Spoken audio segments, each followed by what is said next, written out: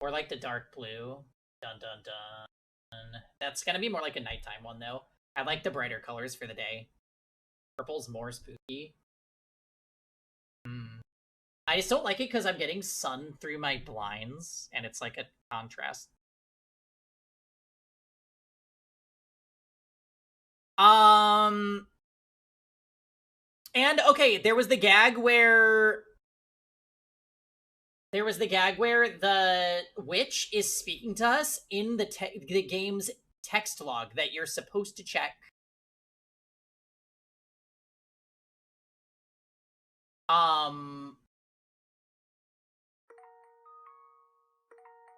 You're supposed to check it in case if you feel like you missed something.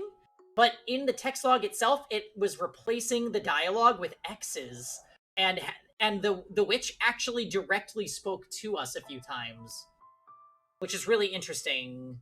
And extremely missable. I will say, I would not normally be checking that log, so the fact that the game hid information there is a little not amazing to me, but it is what it is. It is a really cool idea. I just wish that there was like more of like a hint that they were going to do it. Otherwise, I would have missed it unless if, Dots kind of fed us like a trail of breadcrumbs, so I would discover it, but which I appreciate. But I just would have missed that for sure if I was playing this game by myself.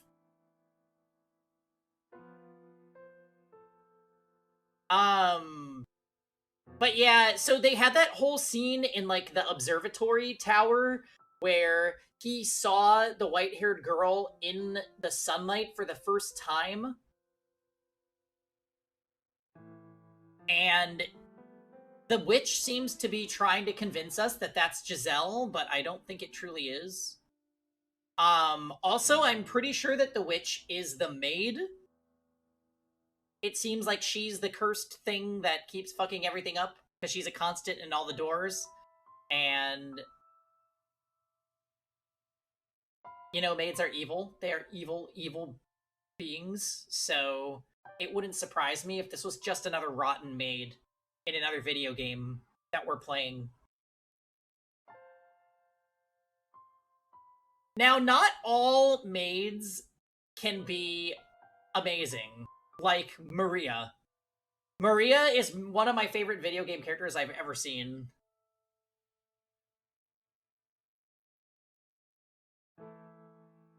Just like Luna.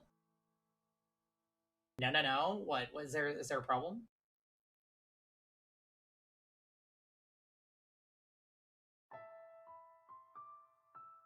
You won't hear the anti-maid rhetoric? Well, what are you gonna say when they reveal that the maid is actually the witch? What are you gonna do?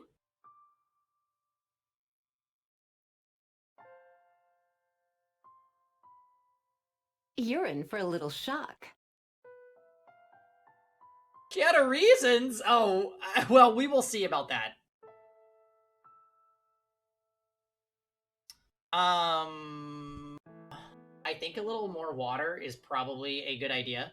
So give me a second. I'll be right back. And then we'll get started.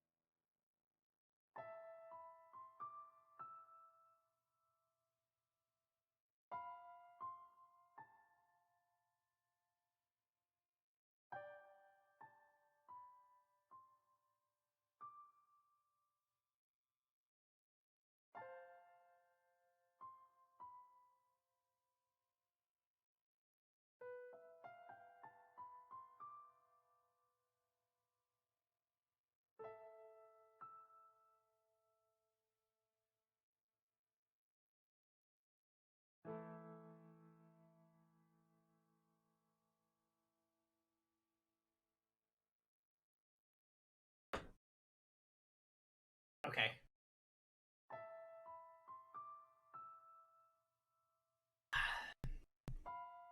We're made apologists here. You guys are. I am not. You know my stance. If she is the witch, I will applaud her for the chaos she has wrought. I mean, she has screwed up so many people's lives. Alright, let's inspect our memories.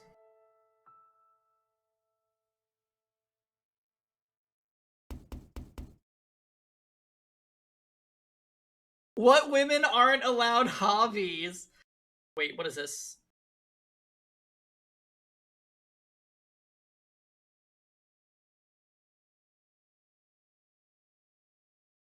So this was the scene where they were like...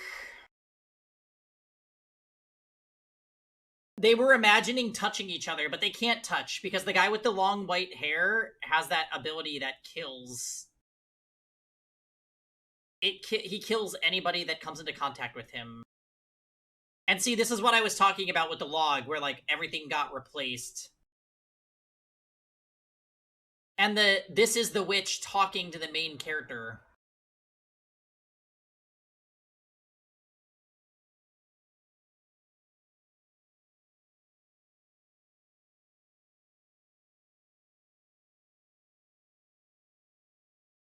Indeed, that is Giselle. The white-haired girl standing there is Giselle. See, that's a lie. The witch is definitely gaslighting us.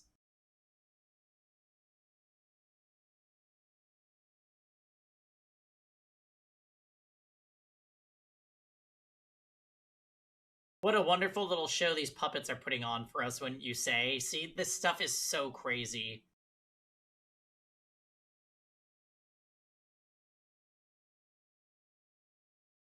It will all come back to you eventually, and then I'll be there with you again, my dear. Whispering into your ear for centuries to come, and this time I will not fail. I'll mold your soul into the same shape as mine. We're definitely getting gaslit by the witch.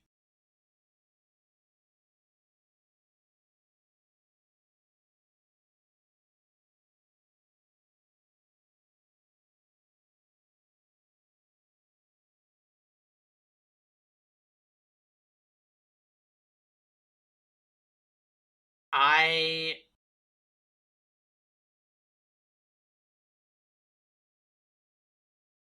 Who are you? Someone you once spent a great deal of time with.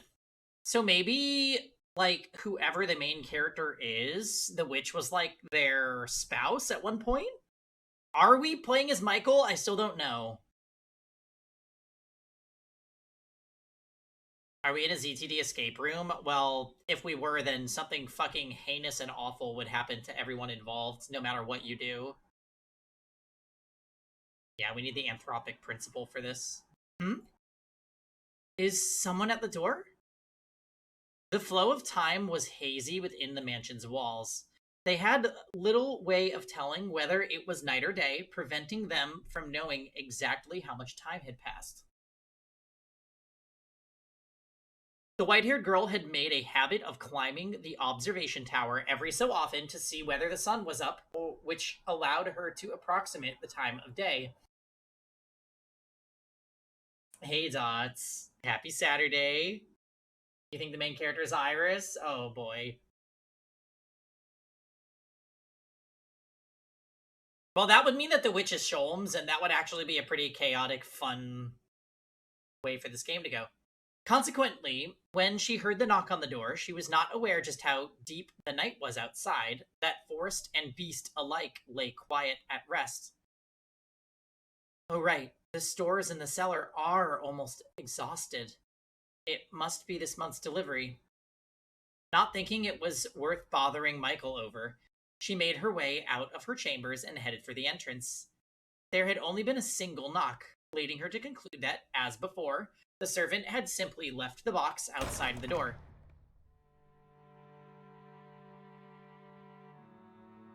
So without a second thought, she opened the door. And there she saw a strange, vagrant man standing in the moonlight. His clothes were tattered, his bearded face bony and emaciated. She gasped, shrinking back several paces. The heavy door began to swing shut, but the man forced it open, glaring down at her with unfocused eyes and mumbling. Are you the witch that'll grant people's wishes? It was in that moment that the white-haired girl realized she had been careless. The man had sought out the mansion because he believed the legend of the witch, and he did not seem particularly right of mind either. Perhaps a result of wandering through the forest for several days, or perhaps it was because he was so beaten down that he thought to ask for a witch's help. In a word, he seemed mad. No, there's no witch here. Sure there is, don't you lie to me. I can't hear the witch's voice. She led me to this house. I promise you there isn't. Now, please, be on your way. Have you any idea how long it took to find this place? How many days I've gone without food or water? And you telling me to get lost? I don't know what you want from me. I'm happy to give you a little food, so please. Is there really no witch? There's no witch here. It's nothing but a legend. If she does exist, she doesn't live here. See, that means you're just an ordinary person. Just a person. Just a girl. Hurry, call Michael so he can disintegrate him. I am getting a really creepy, unnerved vibe. I'm getting my anxious lighting from the color wheel. So there ain't a thing you can do.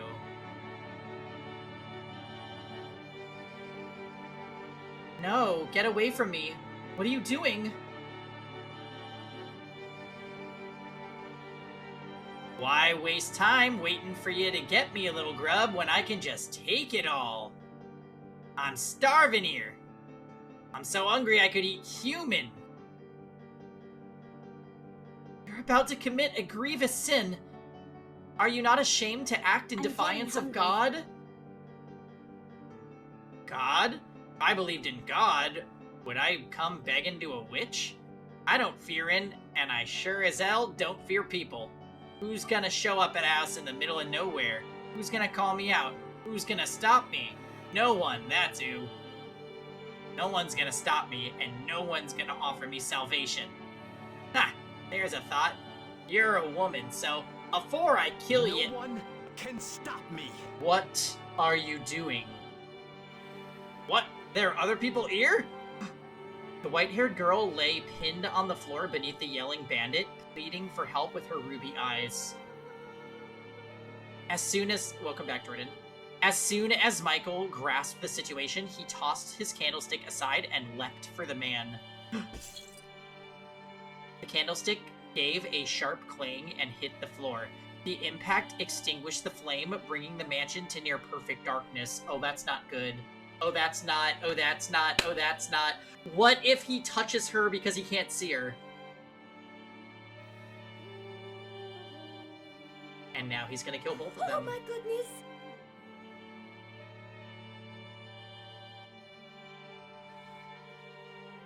Something glinted in the bandit's hand, and then, without hesitation, he thrust it at Michael. Ugh. Michael! Ha ha!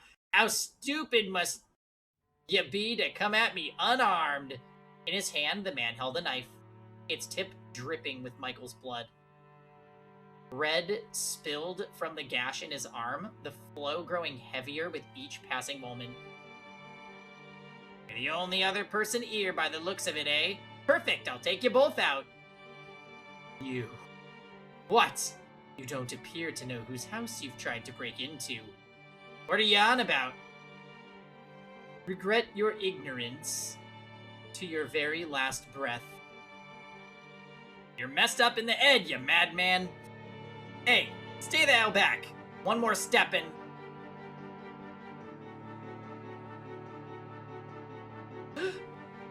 I inherited the witch's curse. Let go! Michael clutched the man's face in one hand. The man raised his knife to strike back, but... What's happening?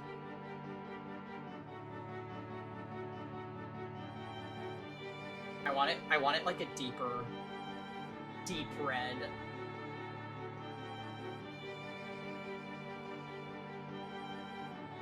I think that's about as red as it's gonna go. The strength drained from his fingers, the knife falling to the floor. The man writhed in Michael's grip. My face! My face! I can't breathe! Ugh.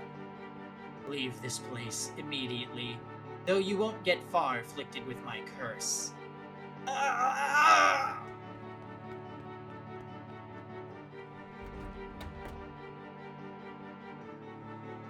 Helpless to fight back, nay, helpless to even consider fighting back, the bandit fled from the mansion in terror. In his wake, only the white-haired girl and a bleeding Michael remained.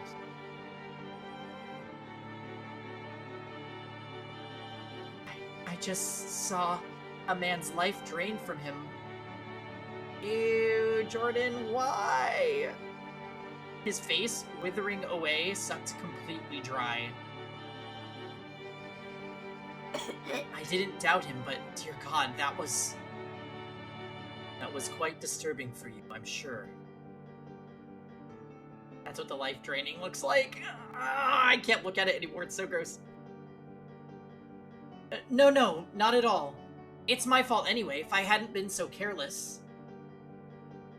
Oh, your arm, we need to get that wrapped up. Please, do not touch me.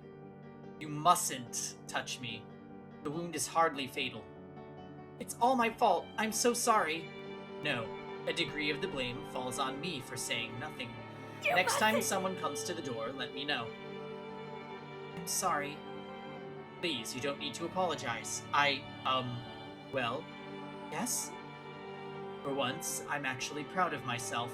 Proud that I could use this terrible ability of mine to do something more than just take a life. To protect someone I care about.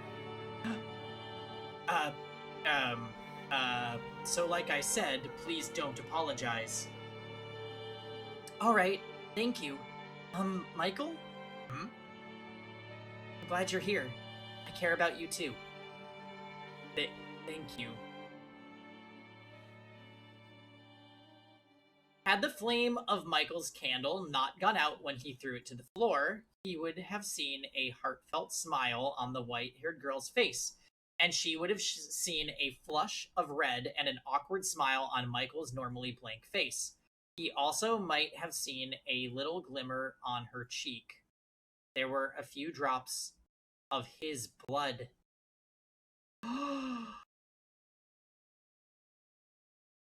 And they lived happily ever after. Yeah, blood! Where a few drops of his blood had landed.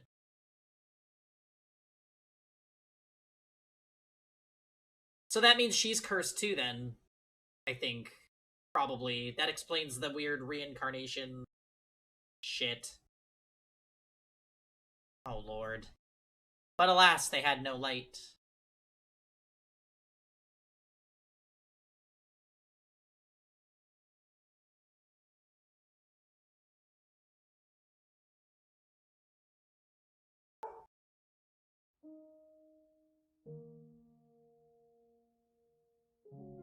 The collapse of their happiness came slowly, gradually. Perhaps it was because she had touched his blood instead of his skin, but the deterioration of the white-haired girl's health crept along at a relaxed pace. The life was not sucked out of her in the blink of an eye, as it had been from the bandit. She merely grew progressively less and less healthy. Amidst her physical decay, she was bestowed with one blessing. Her beauty remained untouched. But, as far as blessings went, surely there were others she could have been granted. Could God have not picked something a little better for her? By the time the two of them realized what was happening, it was already too late. The white-haired girl had grown so weak she could hardly leave her bed. Yes? Oh, you are there. I am. Thank goodness. Can't see very well anymore. Could this happen? Thought I had saved you, but no. Did the exact opposite. Please don't talk that way. You did save me that day. You're on the cusp of death now, and it's my fault. Because of this curse I bear.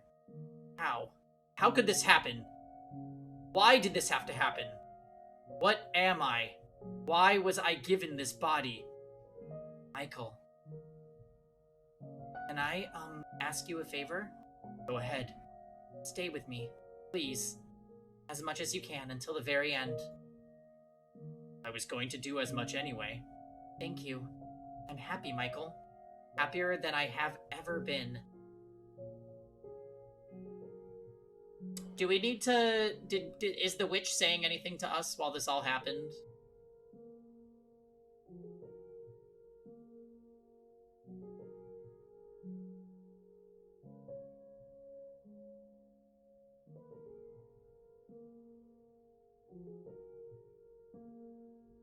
Doesn't look like it.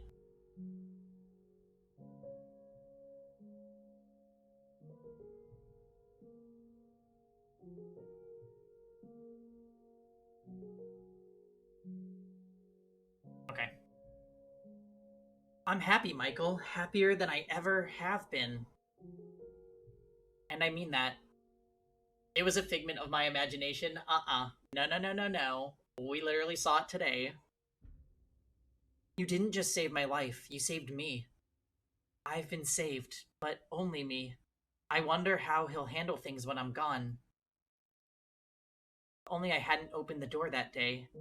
I wouldn't be leaving him all alone, and we could be happy together for even longer. Yes. Would you please hold my hand? I think it's probably safe now. I will not. I cannot touch you.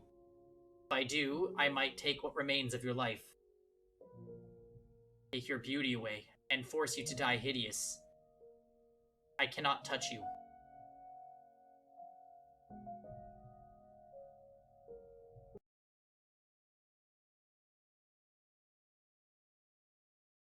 It did that thing again. Wait.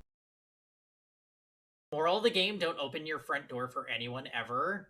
I do not open my front door for anyone.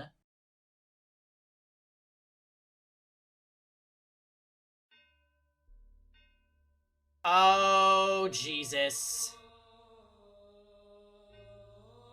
Dark, dark, dark. It's dark.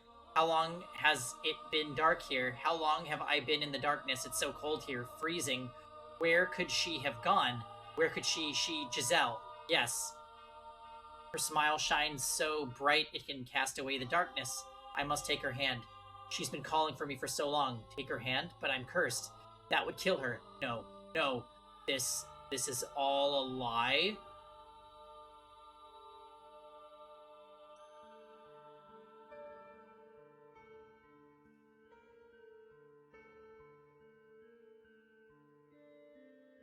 Found ear. It's here. On his way back from the washroom several days later, Michael heard muffled voices. He got it? Ill. Him. Good. He was having trouble making out what they were saying, but he could tell it was several men, and they were outside the front door.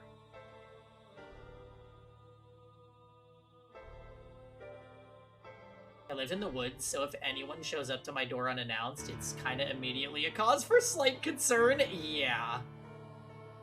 So you live in Fata Morgana, got it.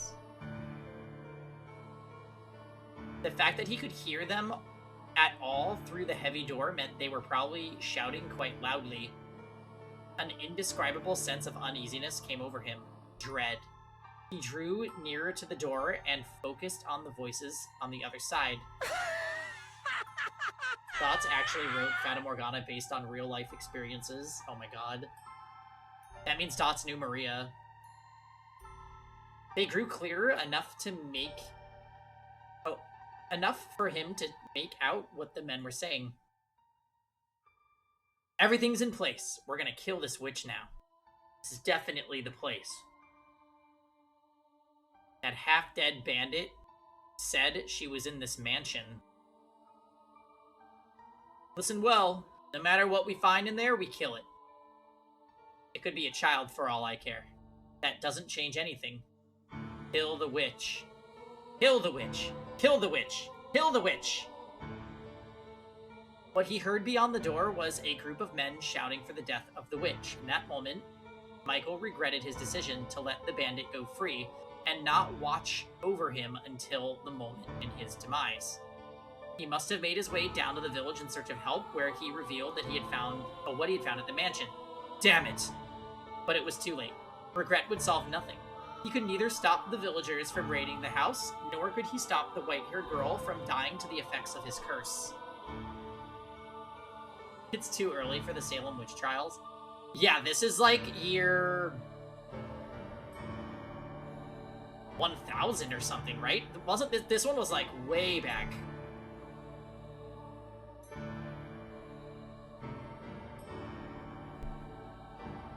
He was helpless to do anything. The gears of his fate had locked him onto a path of tragedy and were turning mercilessly onward. The men had begun trying to break down the door with what sounded like a battering ram. While the first strike was not enough to breach the barrier, it was still quite powerful.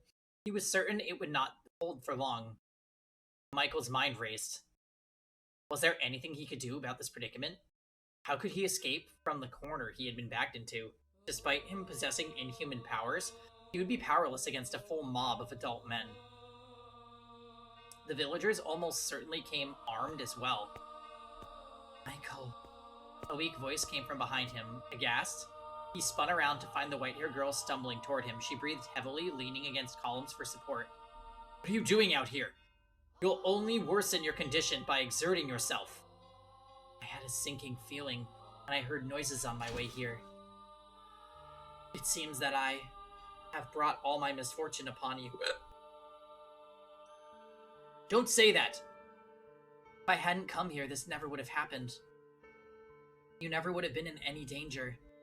Please, Michael, hand me over to the men outside. Absolutely not. I will do no such thing. They're here for the witch, aren't they? I'm guessing they're the same people who were chasing me before. The village had a poor harvest this year, I hear. Like the village in the legend. They believe it's the witch's curse. You're not a witch! They need someone to fill the role, though. So please, hand me over. Then escape on your own. Could never. Please, Michael.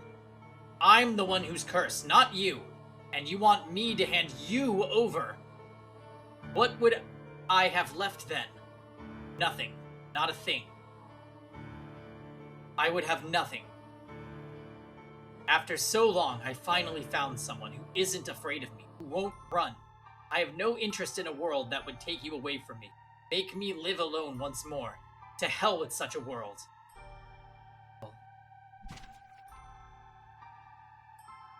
Would you be willing to die with me? If that's what you wish, then stay with me until the very end. And they lived happily ever after. Are they gonna go to the tower? Probably wanted to hear that just as much as him. No, not probably. I did. I wanted to have someone at my side as much as him. It's so lonely not having anyone. To live alone. To die alone. Not have anyone watching over you. For no one to even know you're dead.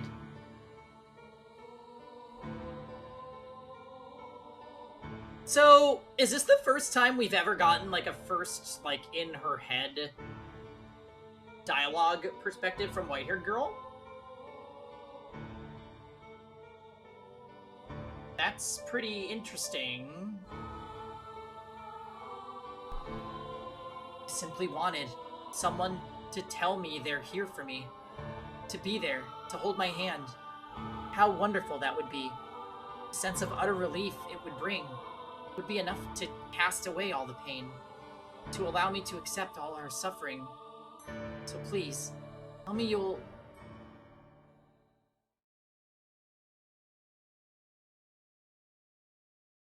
Can she even climb the stairs? Isn't it like a massive spiral staircase? Michael and the white-haired girl chose to spend their final moments at the top of the observation tower. They could hear the crash of the battering ram against the door, the shouts of the men, and their stomping feet. Despite all that, the ray of light shining through the little window was as beautiful as always. The room's air of serenity remained unimpeached. After the long climb to the top, the white-haired girl was terribly out of breath. Michael considered several times offering her his hand, but the possibility of doing so might rob her of her last scraps of life. Sounds like they broke down the door. I'm glad we made it up here when we did. I'm so sorry for asking this of you. Don't be. I would have chosen here for my final moments as well. This is the one place in the mansion with any sunlight. We did check it.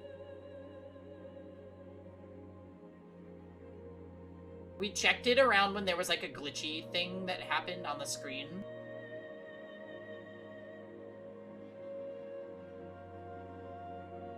I don't think there's been anything since, though.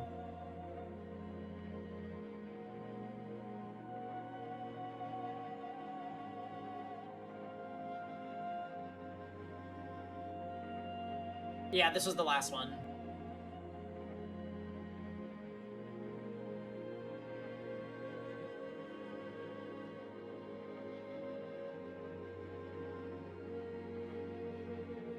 The one place I can get a good look at you. Thank you.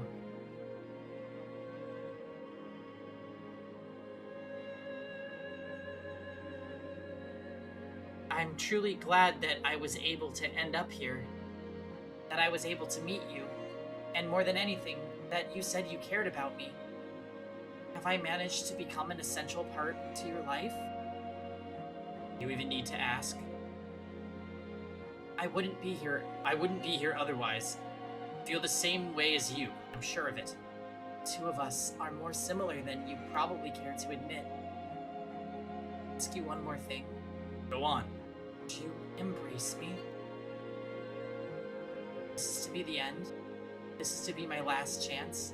And I don't want it to end without having been able to touch you. Please don't refuse me this, Michael. Just do it.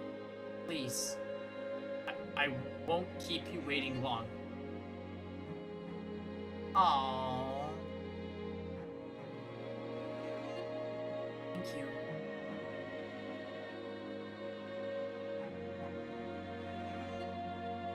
Truth is, I always wanted this.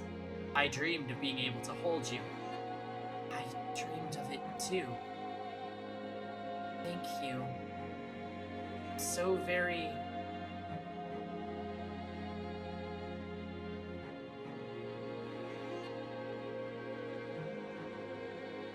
She's still so beautiful. What a cruel joke. Could you not have given us some other miracle? One that would allow us both to survive. Where are you? Where'd you get off to?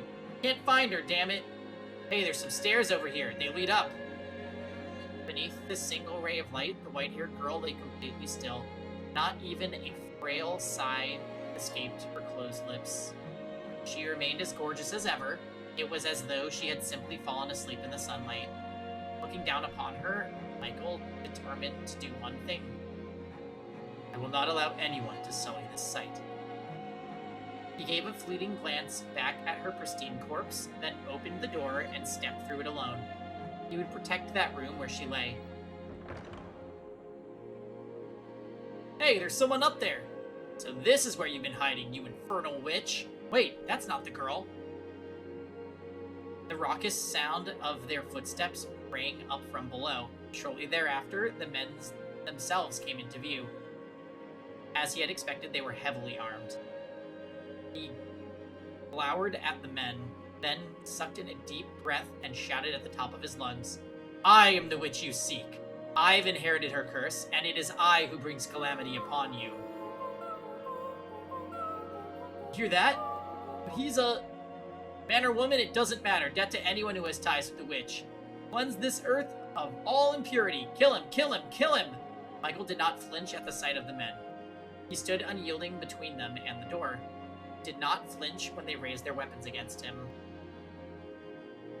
Nor when they pierced his body.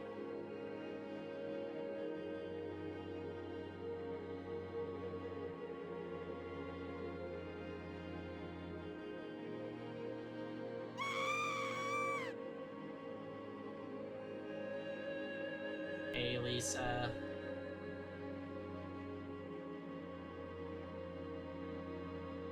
Die and take your curse with you. I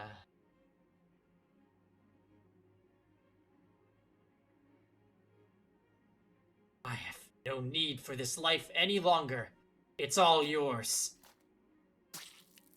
I am cursed. To kill even that, which I wish to protect. But, at the very least, I can protect one thing before my life is done. Not even one of you will leave this place. Wither and die by my curse. The blood spilling from his skewered body flowed down the stairs, down and down like a little river.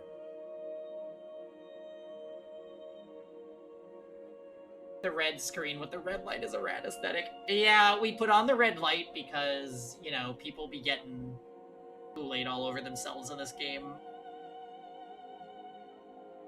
I think we might be at maybe the climax of door 4.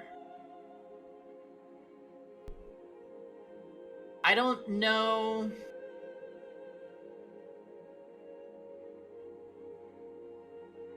So he ended up hugging the girl when there was people that showed up to kill them, and it took her life, but at least... You thought that the screen was making my background red? No, we can do any color, Jaw. See, we can do green, do purple, do light blue, do dark blue, we do whites, but we won't. Orange. There's also this funny color wheel. And it has descriptor words written over each color. So, like, you can match the mood to whatever you're feeling. So, like, this is a sad scene, so let's click the sad... This is sad lighting, apparently.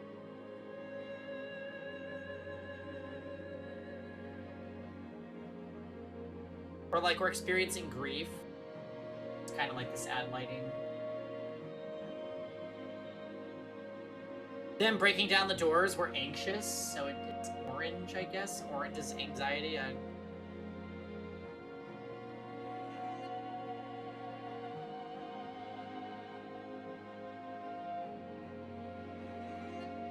Oh, I dig the pink so much.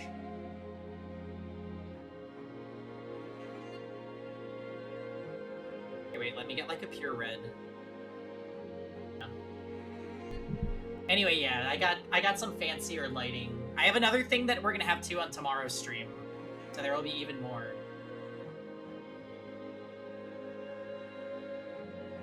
Soaking the feet of every single man who had stormed the mansion. This was the last thing he saw before the final grains of life slipped between his fingers, which brought a faint smile to his lips.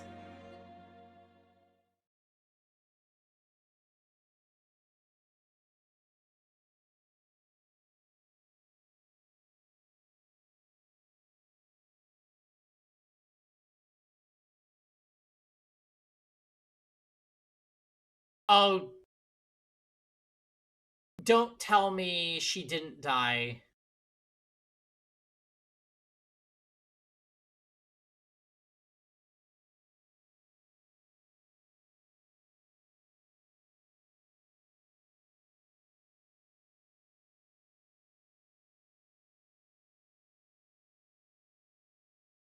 Yeah?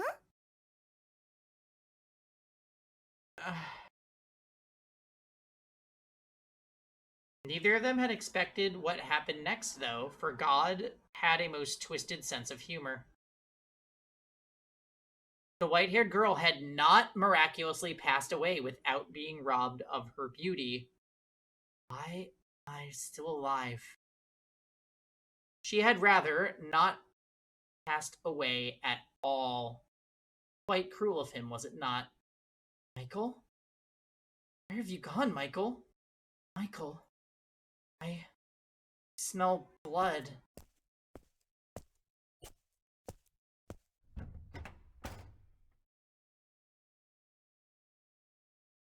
For had he allowed her to die, she would not have been made to witness the scene that awaited her. No. No. And I'm sure you know just what it was she laid eyes upon in that moment. The ravaged corpse of her beloved. A torrent of blood streaming down, down, down the spiral staircase, and the sickening stench it raised. No. Why?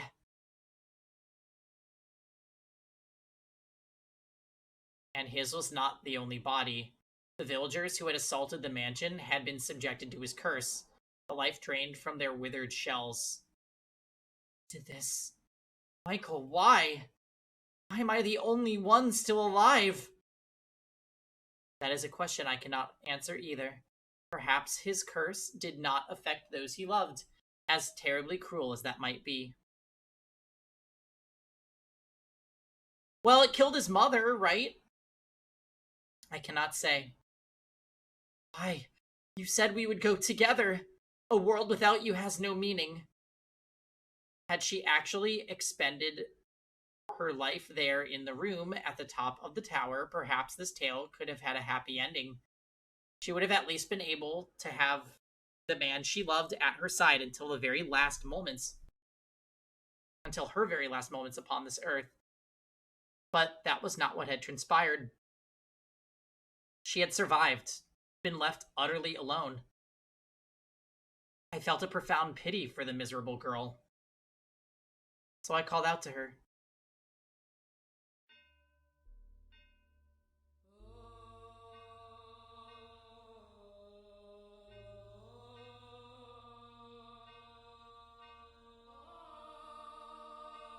Okay, so now we have an actual line of dialogue from the witch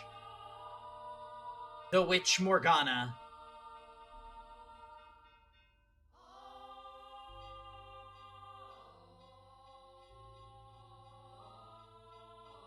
Would you like to see him once more? What?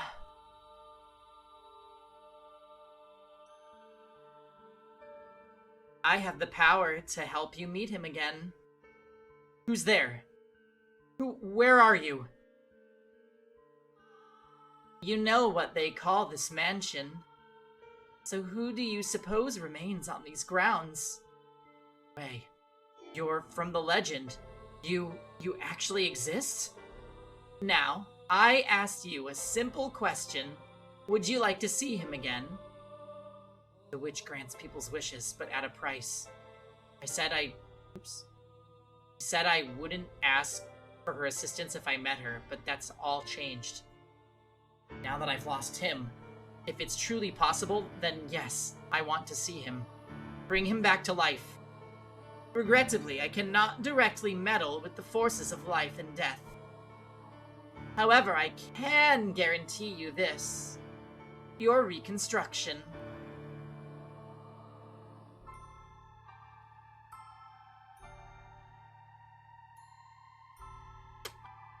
Okay. Okay. So this is how she's alive in so many timelines, because she's just getting reincarnated. So she's Kagome.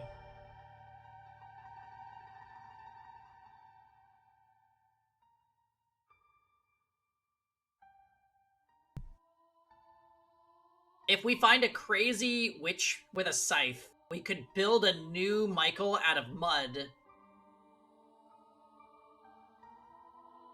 And you know, Michael has white hair just like Inuyasha. I'm just saying.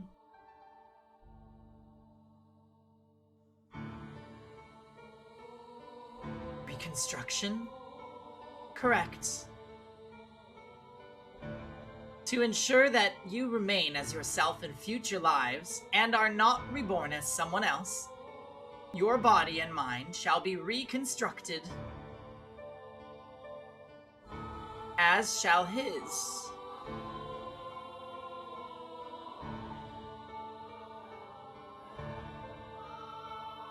Wait, what? His too?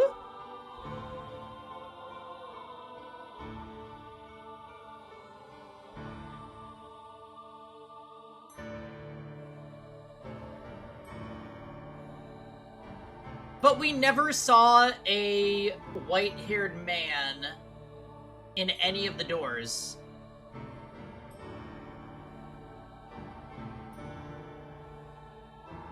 If you so sincerely wish to reunite with one another, if you genuinely need each other in your lives, you will eventually meet again.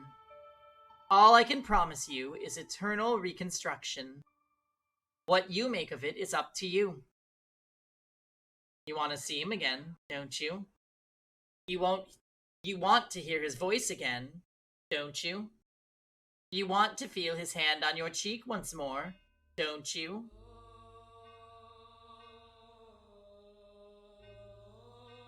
If that's what you want, then you must remain who you are. If you are simply reborn, that wouldn't be you. So there wouldn't be any point, would there? Me, as I am, and he, as he is. Make up your mind quickly.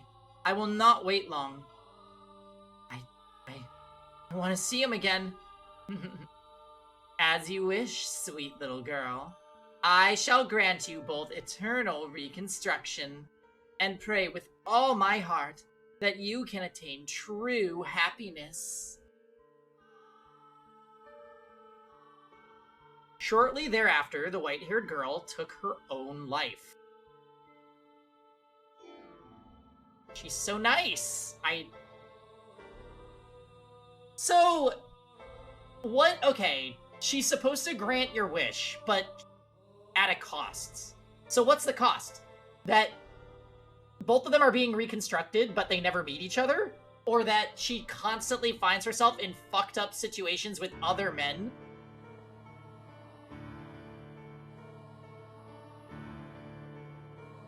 She decided she had nothing to gain by remaining in the present time, and that in order to reunite with Michael, she needed to make her way onto her next life. And thus the mansion was left bereft of a master, to travel slowly through the ages until someone came along to give it life once more.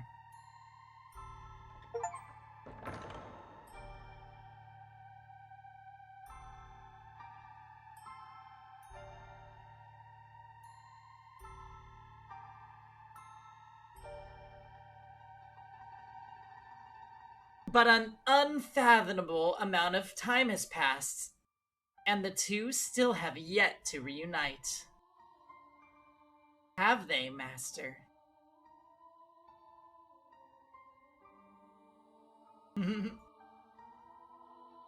You know who you are, do you not? You remember everything now, do you not? What if the cost is that the witch is always interfering? She's the one interfering in the love triangle? Could be.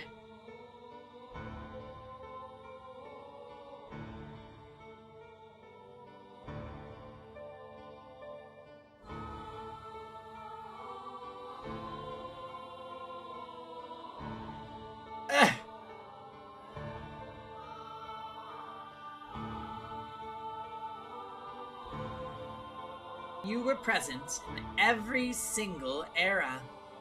The reason for which is as I described in the previous tale. So wait, this is the mic drop that we are Michael.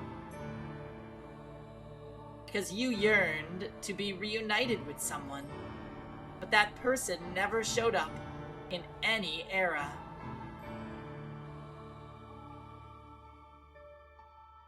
Wait, or are we Giselle?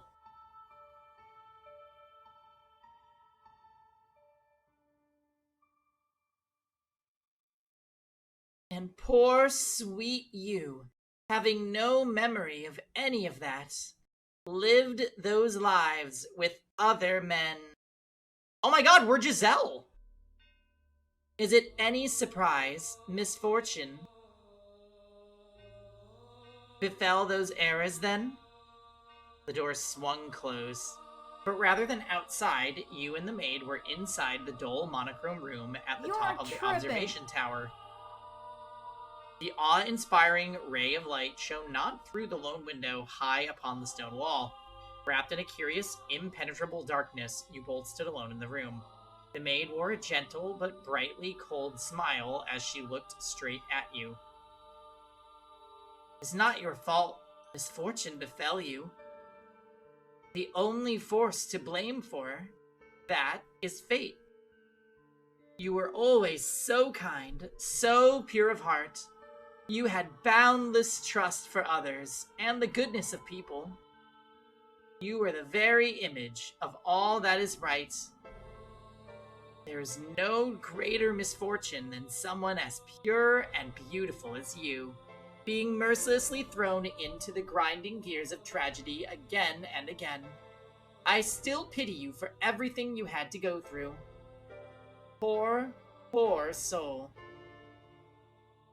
You must be utterly exhausted, constantly betrayed, the man you were waiting for never appearing. After so long, your spirit worn down to the bone, you lost any and all awareness of who you even were. Who were you hoping to find wandering into this illusory mansion, cut off from the real world? You and I are the only ones here. The man you seek is nowhere to be found. Have you still not figured it out? Then allow me to tell you everything. I am the cursed witch Morgana, who haunts this mansion. Told you! Alright, so the maid is the witch. Check.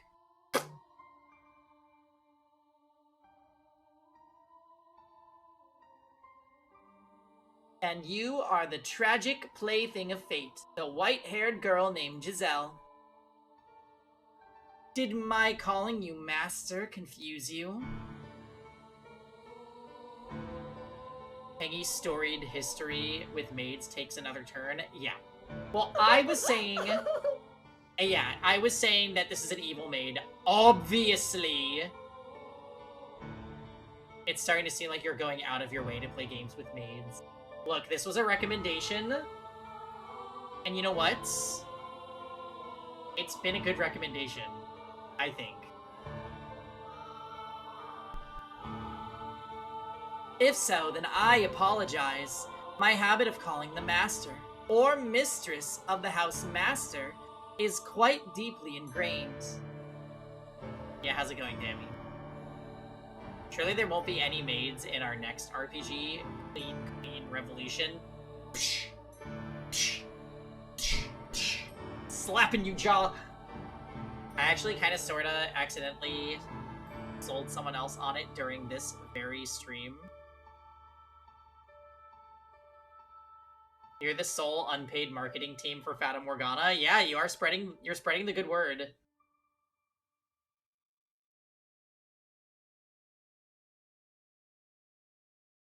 Yeah, how dare she act like this is a surprise? We been knew that you were the witch, bitch.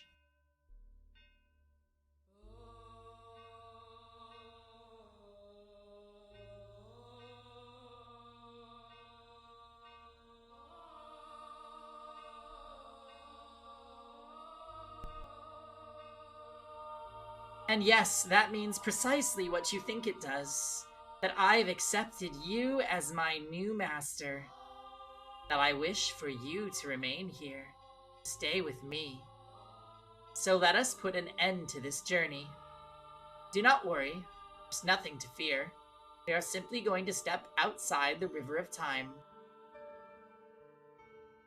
Nothing unpleasant will ever happen to you again. I will be here with you for all eternity, and I will give you my utmost care. You will not have to wait for anyone. Might be worth saving. Uh-oh.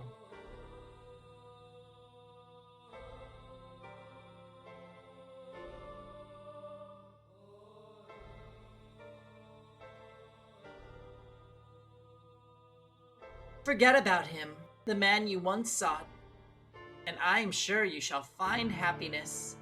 Please, do it for me. I've been waiting for you for so very long.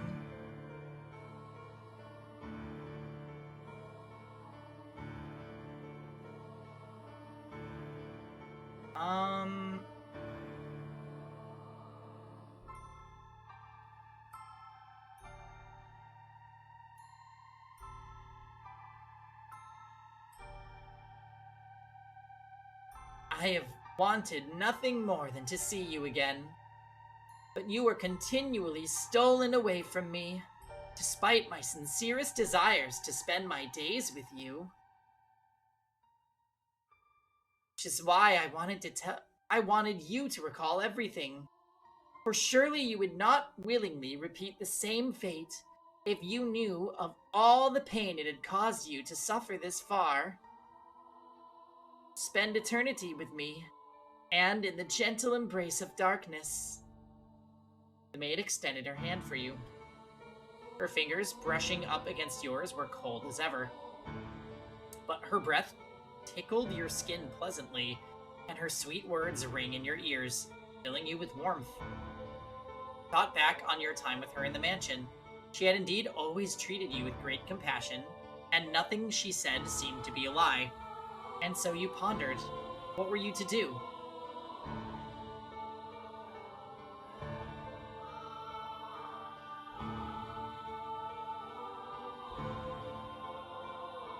There's still more to be done?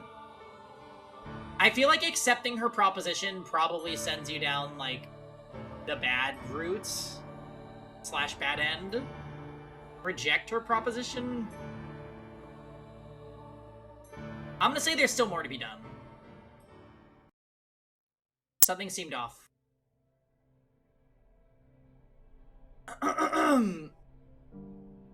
Hey, Hisawan, am I starting my romance with this maid like we were destined to do? Absolutely not, although she wants to. She's initiating, and I'm not biting.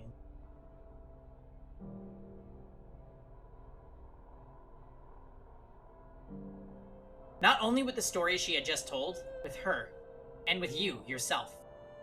Assuming everything she had said was the truth.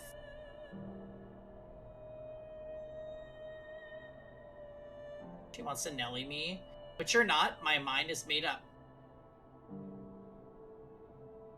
Which will strike you first, I wonder, regret or the curse? You seem to be doing just fine. It's only a tale. The witch is real, very much so. It's not a legend nor a fairy tale. The witch is me.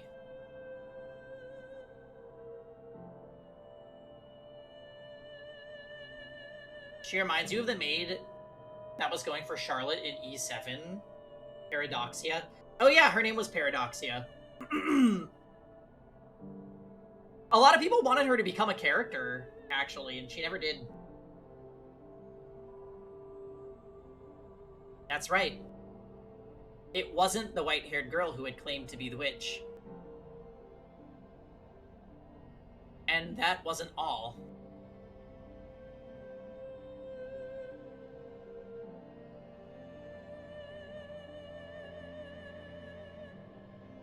You mean to reclaim your old self no matter the costs? If you do, if you're sincerely prepared to do that, then be wary of the tale that comes next. Any tragedy that seems too beautiful to be real is precisely that, fabrication.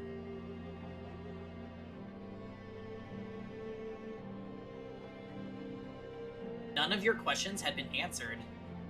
You still didn't know who the painting was, or what had taken place so long ago that caused the mansion to summon people to it. You didn't even know who you were, for that matter. There was still more to be done. You had to find the truth. You needed to find someone, that much was certain. But was the story the maid had told correct about whom? And if it was...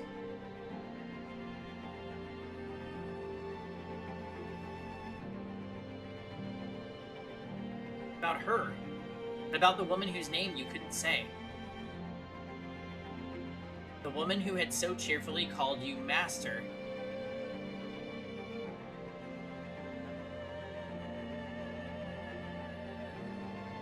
One second, guys. I'm getting a call.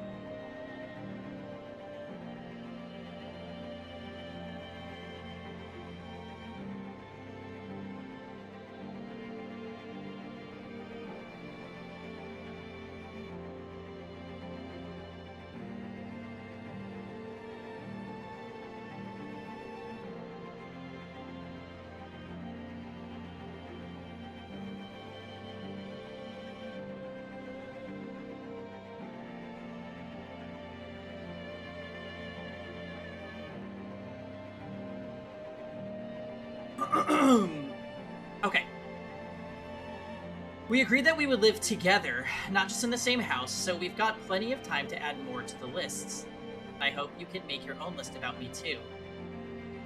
It's just the beginning after all. We've got a long, long time ahead of us. Plenty of time to get to know each other, no?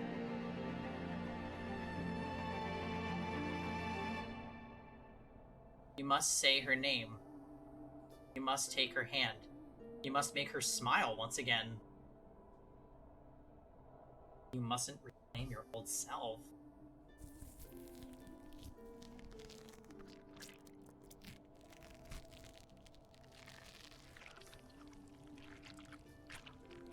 What is the sound that we are hearing? It's dark. Dark. It's dark. It's dark again. It's dark, dark, dark, dark. Constantly engulfed in darkness. You threw it away every single time. I must break out of this darkness. I'll give you a world that's not cruel to you. I must escape and take her hand. Because that's the reason of I've got a wonderful idea. I came here. You can curse them with me.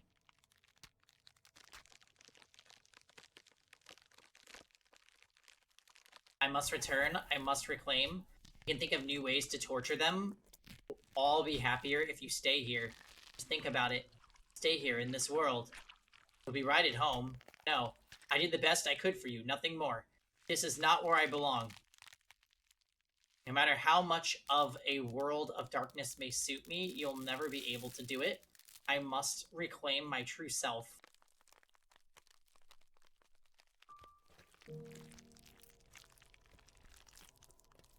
Ah, this is brilliant. Do you have any idea how terrible a decision that is? Do you have any idea why I fabricated that story? It was all for you, so stay here. Stay right where you are. The darkness suits you better. Remember what someone told you not long ago? That you could handle the stories because they weren't your own. That you were able to bear the tragedies because they happened to others. If they had been your suffering, if the secrets you had kept buried away for so long had come out, you couldn't possibly have endured it. But you're a sharp one. I'm sure you intend to keep those secrets tucked away forever. Do you really think I'm going to let you do that, though? Whatever you try to hide, I'll make sure your beloved hears every last detail. Ah, how foolish can you be? Despite all my encouragement, you still insist on getting your old self back. What do you have to gain from that? Nothing, but filthy, ugly tragedy awaits you down this path.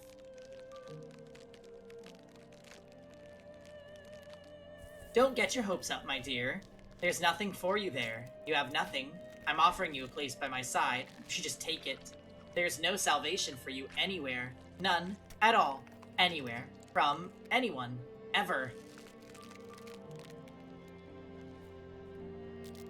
She has long since lost all grip on reality, and you think there's anything you can do for her now, despite having repeatedly failed to even regain yourself.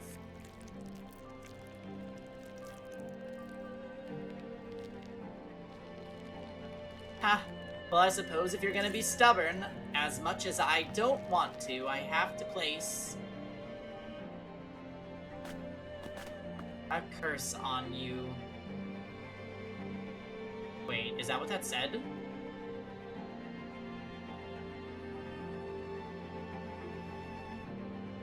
That's right. The white-haired girl.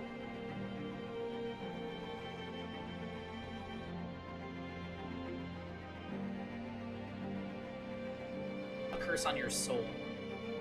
The white-haired girl was never at the mansion.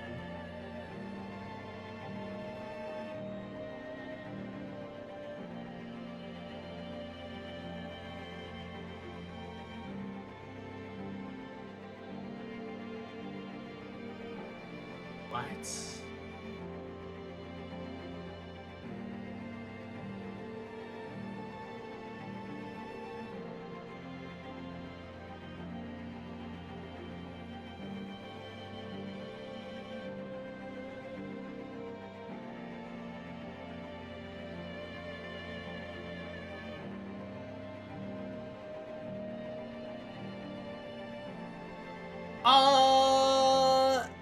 There is still a story left untold.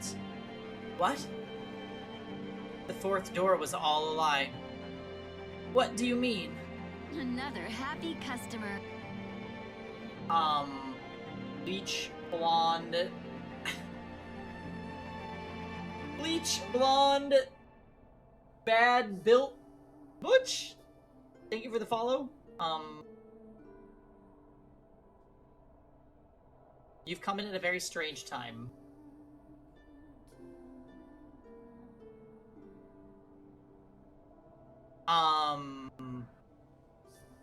Yes, happy Saturday. Happy Pride.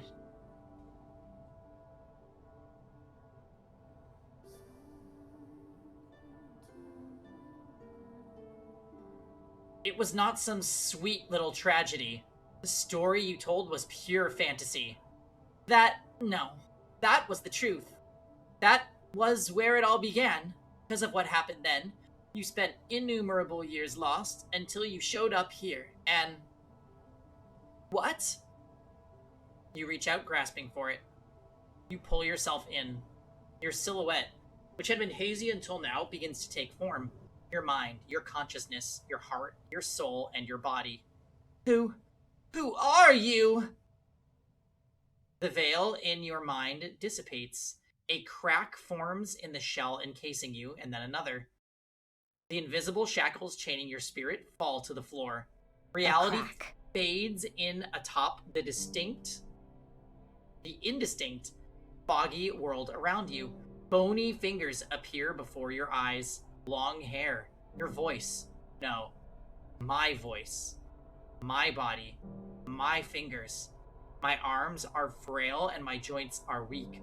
But despite my resemblance to the white-haired girl, I am not her. This is who I am. I have finally reclaimed myself.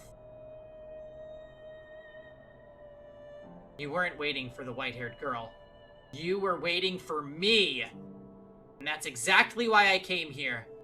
What? I have no idea what you are talking about.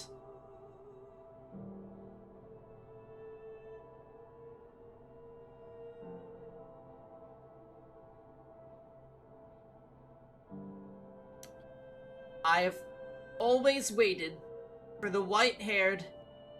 There was never a white-haired girl. There was only... This time I must say her name. She is... Giselle. There was only you. I am Giselle? Wait, what? No, I am not Giselle. I am a servant of the house. And I am the witch. Because... You are not a witch. The witch is someone else. Why do you insist that you're the witch? What changed you so much?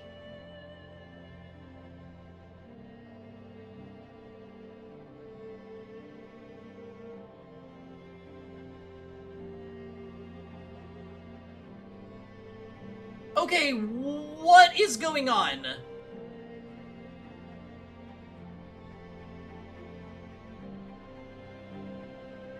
That shadowy figure in the master bedroom, that was her. A glimpse into her past. I'm sure this is Giselle, but why is she so different? What happened to the spark she used to have?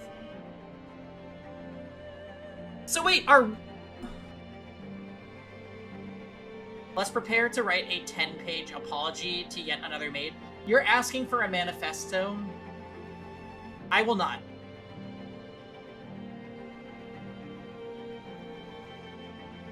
You're tripping. I'm confused.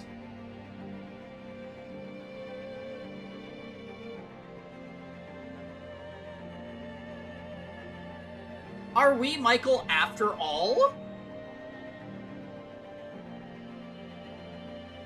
We're all Giselle. This is a story about narcissism. Oh. What happened to the spark she used to have? Where did the light she once shone upon the world go? I have to remember. I must remember. This cannot end until I have. This is no longer a story. No. What I need to face is my past and her heart. She was not even present in the story she made up.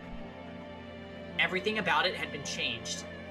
The past I lived and the wounds she bore were more grounded in harsh reality, not wrapped in a film of fairy tale magic. That was the final tale, and it was all true. That's how it happened. It was a bittersweet story. No, how can you not see this? Yes, it was a beautiful tragedy. But was there even a scrap of humanity in it? Behind the 3 preceding doors, there had been a constant thread of ugliness and conflicting motivations. But there was hardly a trace of that behind the 4th door. The characters felt like nothing more than characters. Is that what you want to turn into? Is that what you want our history to become? Our history? But I don't remember anything at all. Don't remember anything? No, I don't want to. I don't need a past or a future. All I have left inside me is uncertainty. Giselle. No, that's not my name. Please stop trying to confuse me. I'm fine with things the way they are. If it means I don't have to hurt, that's all I want. So please, just let me keep being the maid. Let me keep being a guide, not some foolish girl. Is that what she honestly desires? Does she want to cast aside her past for good? If so, then...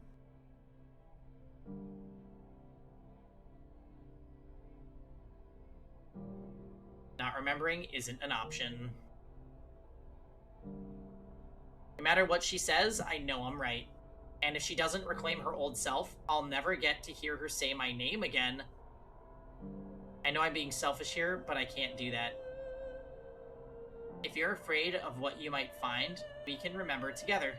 I haven't gotten everything back yet myself. So let's open the real door together. There are no other doors to open, but there is one that can only open by our hands because it exists between the 2 of us. Not a door with physical form, but the door to your heart. Oh, Lord. The door to... I grasp her unnaturally cold hand, a hand that long ago once had been warm. If she can't lead the way, then I have to. I must pick up the pieces of our erased history so we can both reclaim ourselves, find the actual truth. No matter what we may uncover, I will not let go of this hand. No, I mustn't let go of it.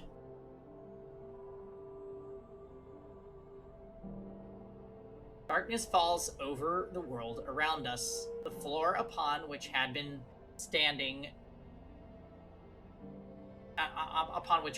standing flickers out of existence, sending us dropping into an endless abyss. This dark pit. This is her door. Her history. Her heart. Let's try this one more time. It's not a sweet story by any means. It's a story of betrayal, anger, and hatred. Rosenlock. We caused each other pain. That's the road we traveled. And down that road, lies all the answers.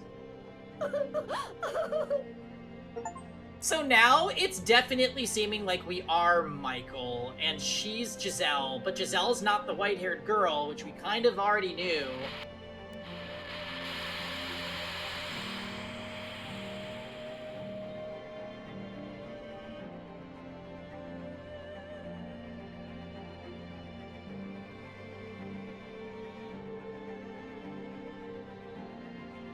Trying to identify the next Maria.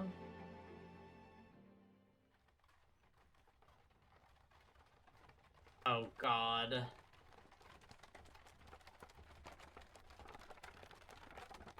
Oh, my God. Alright. So now I think, alright, currently my theory is we are Michael, she's Giselle, and we don't know the witch.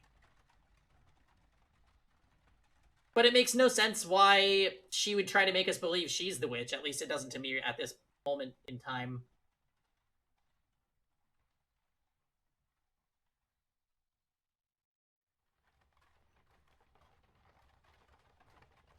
But if that's the case, then what the hell does the white-haired girl have to do with anything?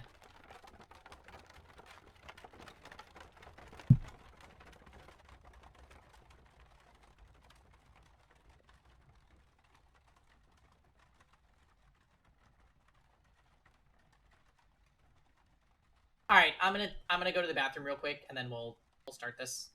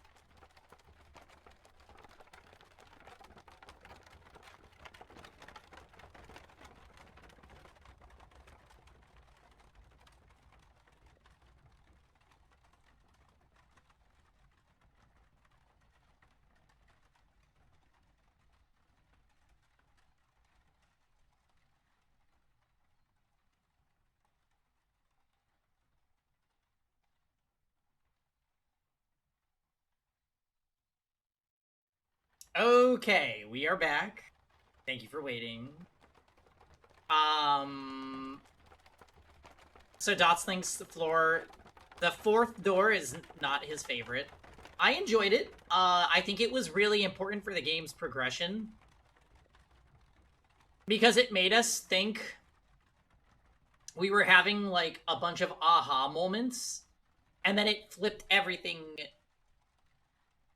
Basically, this game is really good at disguising what actually happens until it happens. And I think that that's super important for storytelling. There I was, so sure that the witch was the maid, and they even made her say she was the maid, and then they doubled back and she's actually Giselle. Like, it's totally crazy.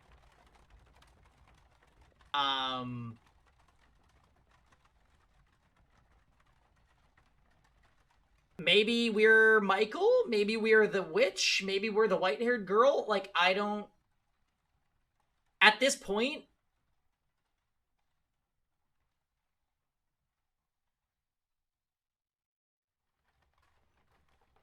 I knew the witch couldn't be the maid because maids are always nice. Get out of here. Yeah, wow. So, alright, so I'm guessing this is gonna be like a retelling of Giselle's story, except there will actually be portraits this time.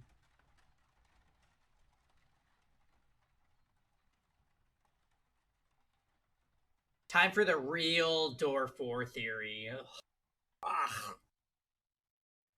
It had been several days since I left the capital, and I could still see it when I closed my eyes. The people lined up on the Grand Point, awaiting entry, eager to start a new life there, brimming with hope. It was a city people were willing to pay high taxes to live in. If you were a performer, you could get some of those costs shaved down a bit by putting those skills to use. We need a happy color for brimming with hope. Okay. Let's see. How about energetic?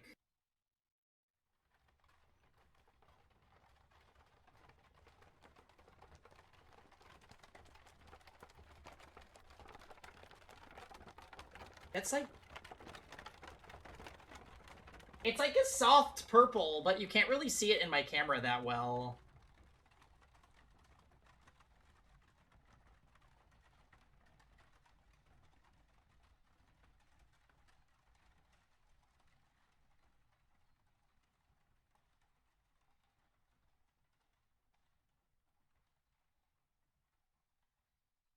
We'll do, I guess, pink. Right? Because I don't like how the yellow looks. The capital was harsh on those who wanted in and apathetic about all who left. It was composed of a powerful nobility and clergy, wealthy merchants and bankers, and a large population of poor. And it was the city I had called home for a long time. I didn't know much about where I was heading. It's getting foggy. Looks like it might rain. Maybe we should take a little break. You want to keep going?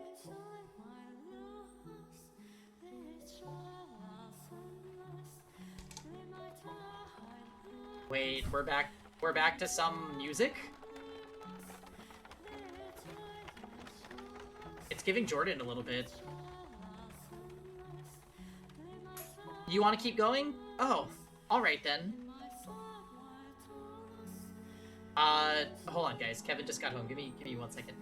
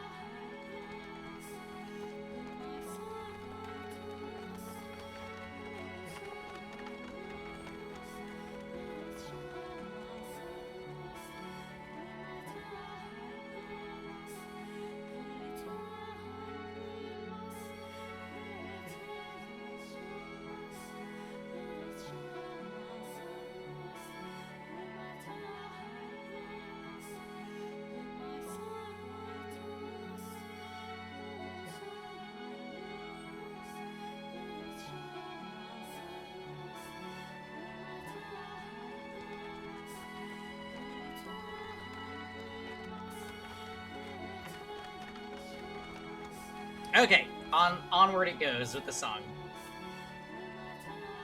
The coachman was frustratingly taciturn. He acted as though he had gotten stuck transporting a prisoner. Though that was hardly a stretch, from his point of view, I was nothing more than a criminal. Even the times he would acknowledge I said anything, he made no effort to hide the scorn in his eyes, to pretend he didn't regret ever taking his job, and I would just fall silent again. The road was gradually getting narrower. We had long since left the paved city roads behind, and were now traveling across a couple worn-down grooves in the forest. How'd I end up here? Why was I being subjected to this? I was done thinking about it. The more I thought on it, the less fair it seemed. The more I remembered, the worse it hurt. All I could do was close my eyes and weather the storm.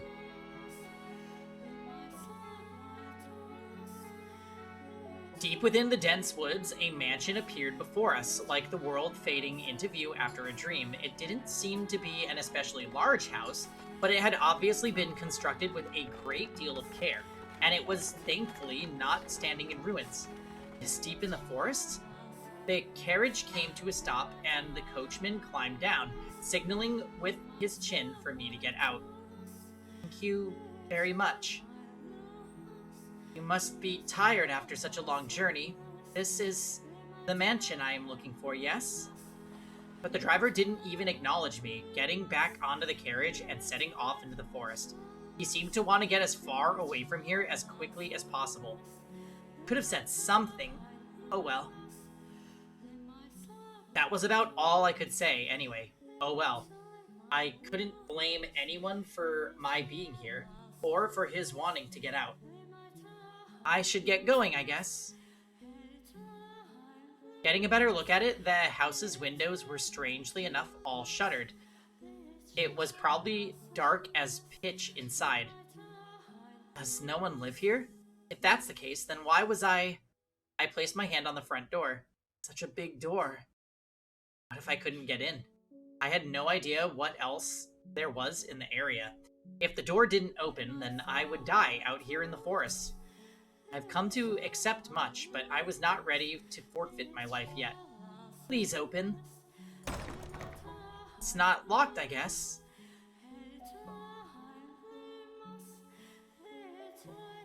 The door was heavy, and though it seemed to protest my attempts to enter, it still opened much easier than I was expecting. I was worried over nothing. Looking in, I got the strangest impression that light was being swallowed up into the mansion's depths.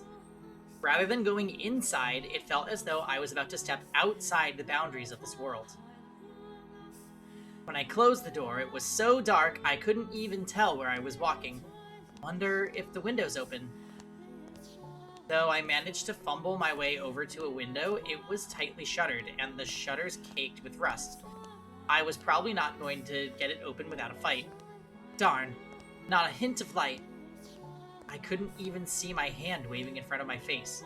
It felt as though the floor would fall out from under me and I would sink into eternal darkness if I didn't watch my step. Fighting back that fear, I slowly walked forward, tracing the wall with my hand. There was a door at the end of a long corridor. I pulled it open and a wisp of bone-chilling air brushed past me. It was too dark to see anything, but I could feel something different present in this area than the rest of the house. Uneasiness gripped me. Hello? Is anyone there? Please don't tell me it's actually abandoned. I suppose I can't know without looking around a bit more. My voice simply disappeared into the void. No response. As I pushed forward through the freezing air for a split second, I spotted a shimmer of light.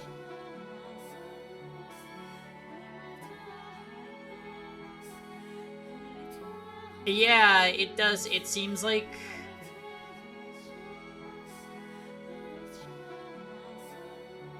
Right.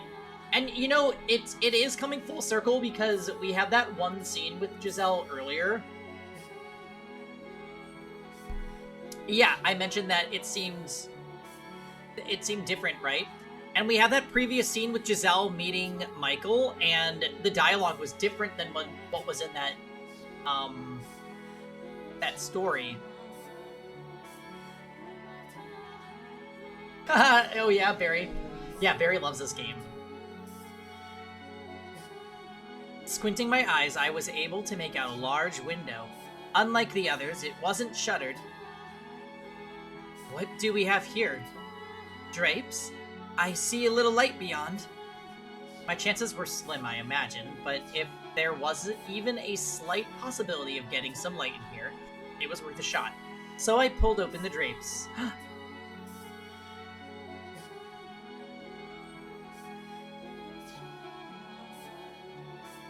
The next moment, faint but colorful light shone down on me. It was a stained glass window. From beyond the glass, I could hear the subtle pitter-patter of rain. It had finally started, it seemed. Different colors of light blended into a milky white, dim but wondrous. So pretty. It looks like an angel? Why would someone cover this up? It's beautiful. With a little more light, it'd be... Please do not touch the drapes. Or the windows. Suddenly, I heard a voice, and I could sense someone else in the room. The man's voice was emotionless, neither deep nor high. Before long, he came into view, illuminated by dull orange candlelight. And there he is. I'm sorry for coming in uninvited, but, I did announce myself. That's exactly what was in the other story. The man stood there practically blending in with the darkness. Had he been there the whole time? He was staring straight at me. His gaze wavered slightly, but not enough for me to read anything in it. Then again, I could hardly make out any detail at all under the light of a single candle. Is this, your mansion? It is. Thank goodness, I was afraid it was deserted. I suspect you would have preferred it if the house were abandoned. Oh, not at all. I would be scared to death staying in a place this dark all by myself. I'm sorry. No ill will intended, but I do think it could do with some light. That way you could see where you were walking. And I'm sure this room would look splendid illuminated. Not necessarily. I make do perfectly well as things are. How can you see when it's so dark? I have an abundance of candles and oil for lamps.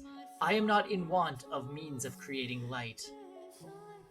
It is not your place to criticize my lifestyle. If you need light, you are free to leave. If you are in need of money, help yourself to some of the furniture. There's a village not far from here. Trade it for food, then make your way for a larger town. I'm not able to freely return to the city. Cannot go back there. Please, don't chase me out. I see. And do you ask this of me, aware of how people refer to this mansion? They say, a witch lives here. Not merely a witch. A cursed witch. If you remain here, you too shall likely suffer your own destruction. You're worried for my well-being? Witch or not, my mind is made up. Okay, I remember this. Yeah, this is word for word like the other cutscene. I was sent to this cursed witch's mansion to atone for my transgressions back in the city. It didn't matter what lived here, I had no choice. Which will strike you first, I wonder? Regret or the curse? So, I kind of wonder if the whole, like, anybody he touches thing is still gonna, like, anybody he touches will die thing is still gonna be present in this storyline. It probably will, right? I would think.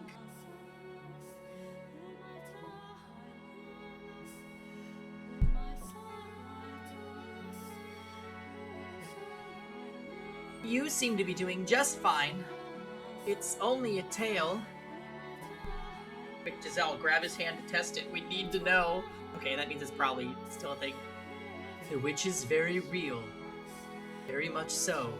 It is not a legend, nor a fairy tale. The witch's name was Morgana. is me.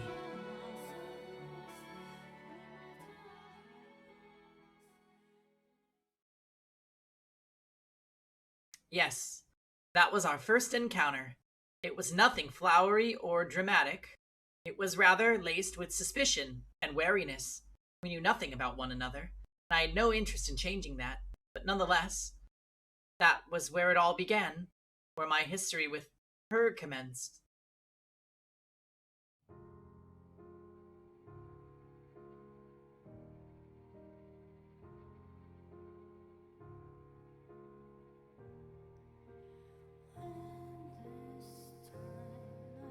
Okay. Okay. Did we just protag switch? Is it truly a protag switch if we've been Michael this whole time? I don't know. I'll turn this lie into the truth. But it seems now that we're viewing her like this, we are not from her perspective. We are Michael's perspective.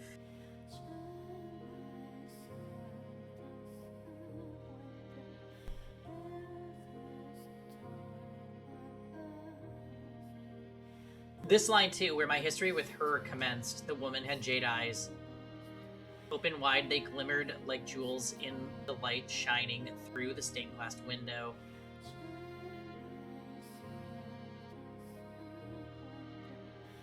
At the bottom, there's a highlighted portion that changed when we swapped. Yeah. So this is the maid.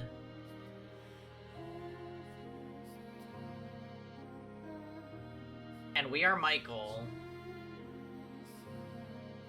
Then what the hell is going on with the white-haired girl?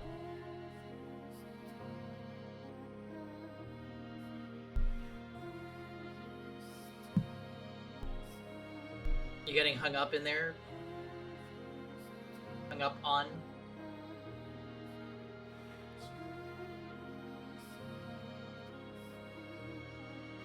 Oh, so 4 for us. She never existed in the first place, and we've been feeling bad for nobody. But no, she literally has to exist in the stories.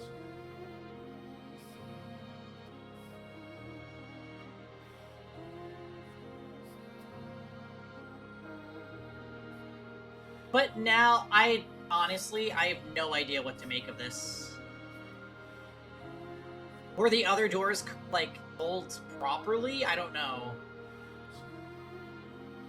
It might be worth a tiny mention that there's some fairly adult content in this door. Nothing super bad, but much heavier themes, and 1 CG is a bit much.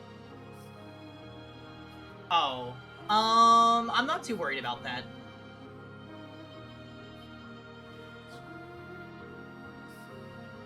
I think we'll be okay.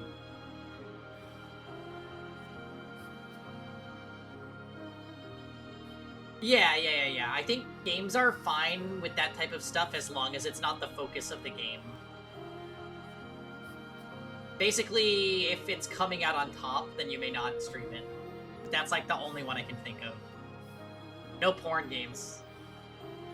If we need more examples of porn games, we can ask Bao. I mean, what? She seemed to be at a loss for words. I wasn't lying, per se.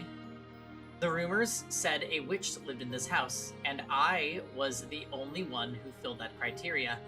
Thus, said rumors could be interpreted to be talking about me. By heavier themes, Dots, do you mean more along the lines of mental health? I think he means it's gonna be porn. And he survived Steins Gate, I'm sure he'll be fine. Yeah. And Dots knows, he was there for that too. Steins Gate, ugh. We don't need to go there.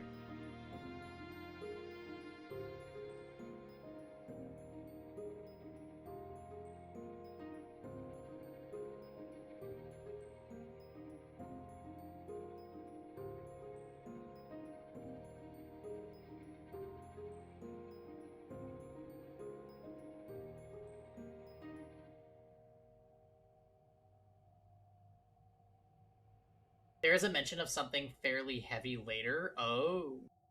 Oh. Okay.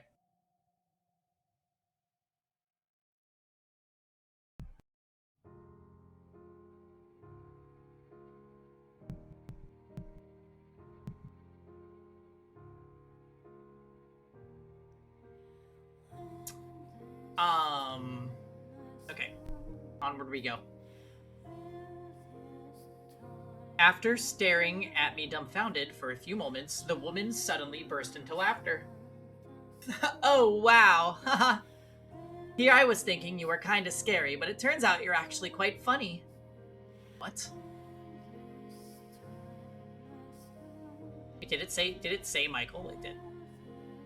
I never would have guessed you were someone to tell such a ridiculous joke with a straight face. I wasn't. You don't look at all like a witch. I mean, it's dark, and I can't really see. But you seem to me like a rather handsome man. The word witch. The word witch has broader meaning than just a woman who practices magic. Any unholy person with cursed powers, man or woman, can be considered a witch.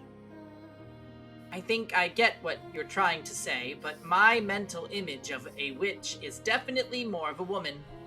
So you're not a witch. Okay, well, infallible logic, thanks, Giselle.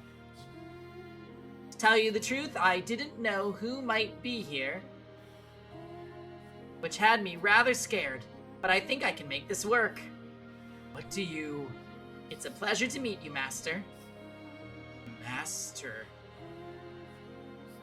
I was sent here from your old home.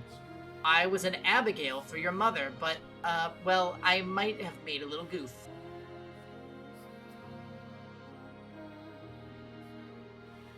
Oh.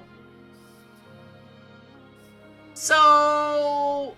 Okay. This actually makes way more sense.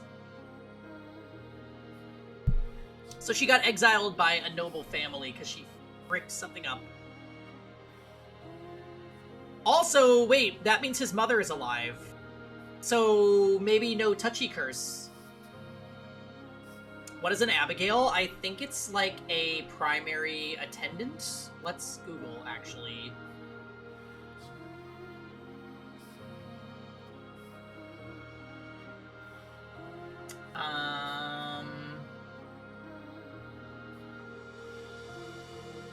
Let's see. What is an Abigail? A lady's maid, a female servant or attendant. Easy.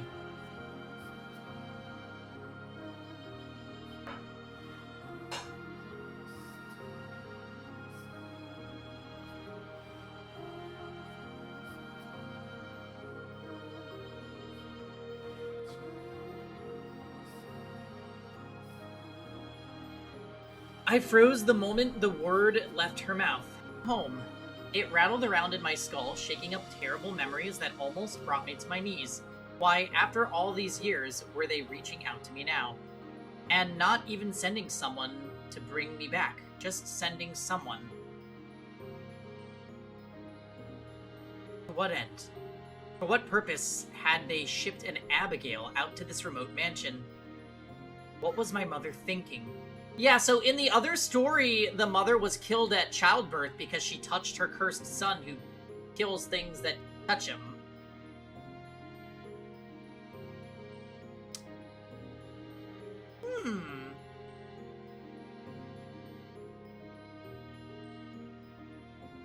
Interesting. Was this another one of her attempts to break my curse?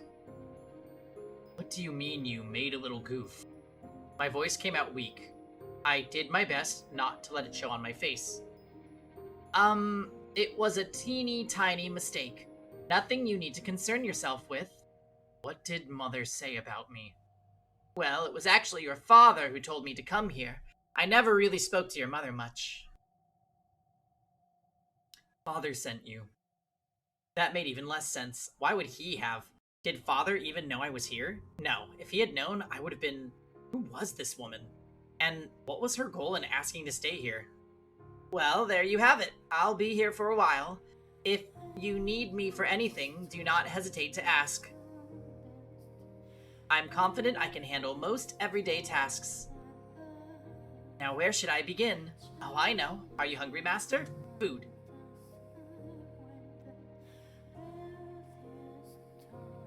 I can't imagine you eat much, being as skinny as you are. I turned my back on her without responding. No matter what her goal was, she had been sent from that house. There was no way anything good could come from that, and there was no way I could live with someone who had ties to them. I prayed she would take the hint, give up, and leave. Master? And so I kept ignoring her. Master? Master! I ignored... Master! I ignored her. Master, what would you like for supper? Nothing. But failed, spinning back and shouting. Her eyes went wide, and then she gave a sheepish giggle. I glared at her as she fidgeted uncomfortably. Eating is one of the most basic human needs, so if you're hungry, you should really eat.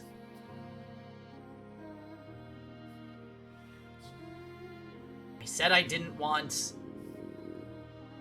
What was that sound? Must you ask? It's not a very polite thing to ask a lady, you know? Huh?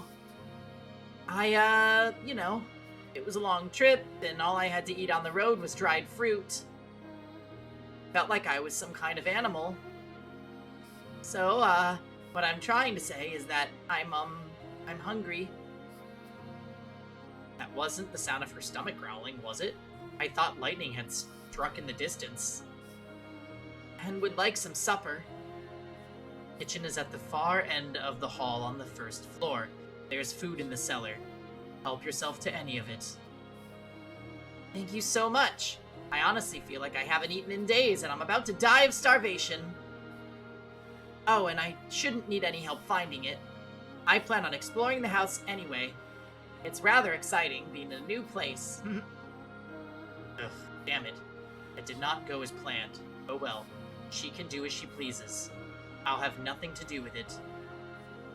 Oh, Master, are you sure you don't? No. Master? Master? What is it now?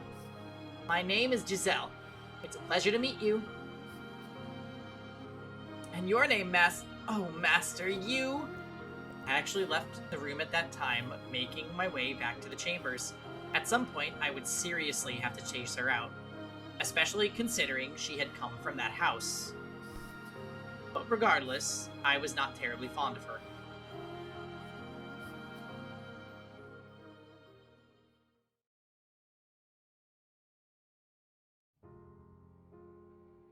I didn't really understand Michael.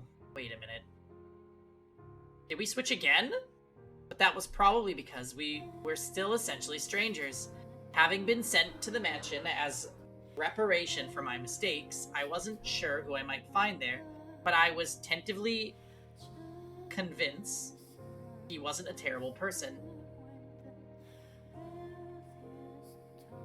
Oh, so when it has the red rose, we are Giselle, and when it has the blue one, we are Michael. He didn't do anything to me except stay away. Michael spent most of his time in his chambers, which he had told me never to enter under any circumstances, so we rarely encountered one another in the halls. For that reason, I made an effort to be kind and cheerful on sporadic occasions when we did cross paths. I figured if I kept that up long enough, he would eventually warm up to me. And as new housemates, being able to enjoy our time together was obviously preferable to the alternative. If I did manage to break the ice, I hope we'd be able to do some talking. About the mansion, about him, about me. I just had to keep working at it. Michael didn't need me to take care of him. He handled his own day-to-day needs and activities by himself, and in fact, he didn't ask me for anything. An aristocrat who had no use for his servant. I hadn't met anyone like him before. Alright then. That meant about all I could do was clean. I wasn't sure how his room looked, but the rest of the house was quite frankly an absolute disaster. The dust was so heavy, it was obvious it hadn't been touched in years. Let's get started. It couldn't be healthy to live in these conditions, so I set out to clean each room in the house one by one. That said, it wasn't going to be an easy task. Not because I was bad at cleaning, in fact, I considered myself to be quite good at it, but because it was near impossible to find all the dust and grime that needed cleaning under the flickering light of a candle. I can't understand how anyone can stay sane. How anyone sane can live in this dark. What's wrong with him? Maybe he's actually a vampire. Oh god, haha, wouldn't that be something? I can see it now. Him sneaking out every night to suck the blood of pretty girls. Priceless. Ah, that means I'm in trouble. Get me, this one-woman comedy show here. Yep. I am able to get him to warm up to me, though. Maybe that'll give me a little more room to make some changes, like opening some windows. No light, no fresh air, no thank you. Anyway, I set the candlestick down, pulled over a chair to stand on, and started wiping down the shelf. The chair's legs seemed to be uneven as it wobbled slightly beneath me. So many books. I wonder, do they all belong to him?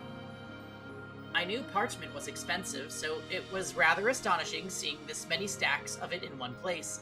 There were even some books with bulky, extravagantly decorated covers. He does seem to come from an esteemed family. I'd spent enough time at his family's home. It was a constant bustle of servants and guests, the exact opposite of what this mansion was like. Why had he left his home? What had he done to be sent all the way out here, to this remote mansion with a less than savory reputation? Need to be careful not to overstep my bounds. I am a servant now. Servant. But once the thought had crossed my mind, I couldn't get it out. I'd always had a bad tendency to chase my curiosities as soon as they struck, pushing to scratch the itch no matter how much my actions annoyed others.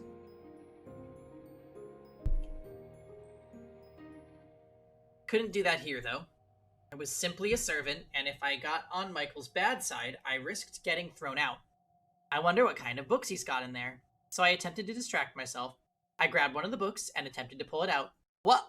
But the strings binding the parchment must have gotten tangled in the back. Whoa, whoa! Because the books on either side tilted back with it. Ah! And then the entire row came crashing down on top of me. Ow! Oh, for cripe's sake! I'd fallen off the chair and a downpour of books was still coming down on me. A mountain of dust with it. Seriously? What are you doing? What?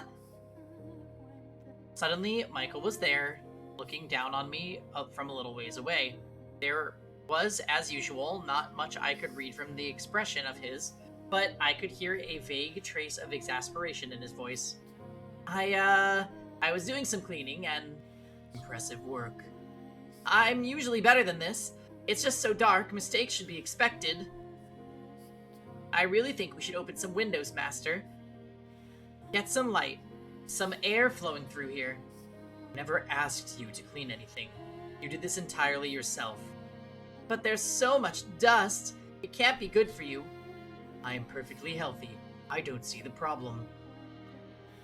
Had he even seen himself? No way someone that skinny was perfectly healthy.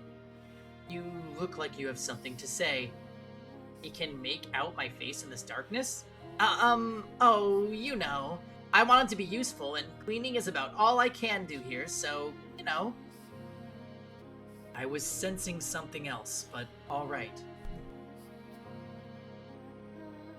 He let out a sigh, stepped over toward the pile of books, and then reached his hand down for me. Oh? Ah.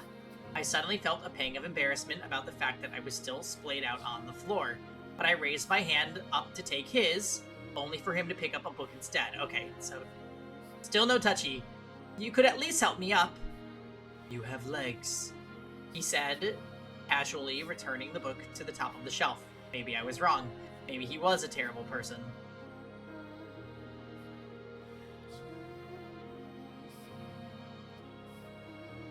Okay, now we're back as Michael.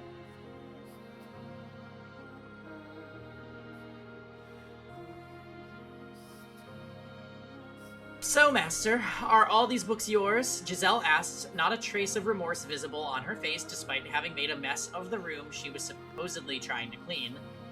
I gave a curt nod. Really? That's impressive. Must have been hard work getting them all in here, huh? There's gotta be 100 books here. You could fill a whole carriage at least. It's like you've got your own personal library. She had been pouting only a few minutes earlier, but her smile was back in short order. Her jade eyes were like little balls of curiosity glittering in the faint candlelight. I was not particularly fond of overly expressive, rather overly curious women. Did they not care that they trampled uninvited into other people's personal spaces? Or were they not even aware that their actions were invasive? I averted my gaze from hers. I receive one roughly every month. Ah, I see. Wait. She turned back toward the shelves. I presume she understood the implications of what I just said. Of the fact that there were nearly 100 tomes here, and I received one a month. Uh-huh. Giselle fell silent. I couldn't blame her if she thought my circumstances or my family or my life bizarre, but I didn't care what she thought of me. In fact, it was to my advantage for her to be more uncomfortable. I just needed her to stay quiet and keep her nose out of my business. There's more than I thought. I said not to her, but to myself. I had no reason to count the passage of time anymore. Only the books served as a record of how long I'd been here. 121! What? There are 121 books. So he's been there for 10 years. Okay. Right? Yep. Wow, that's impressive that you can remember the name of Epic 7 artifacts, Rosa. Good for you. 10 years and 1 month. You were counting? Thought she had just sheepishly gone quiet. What an inscrutable woman.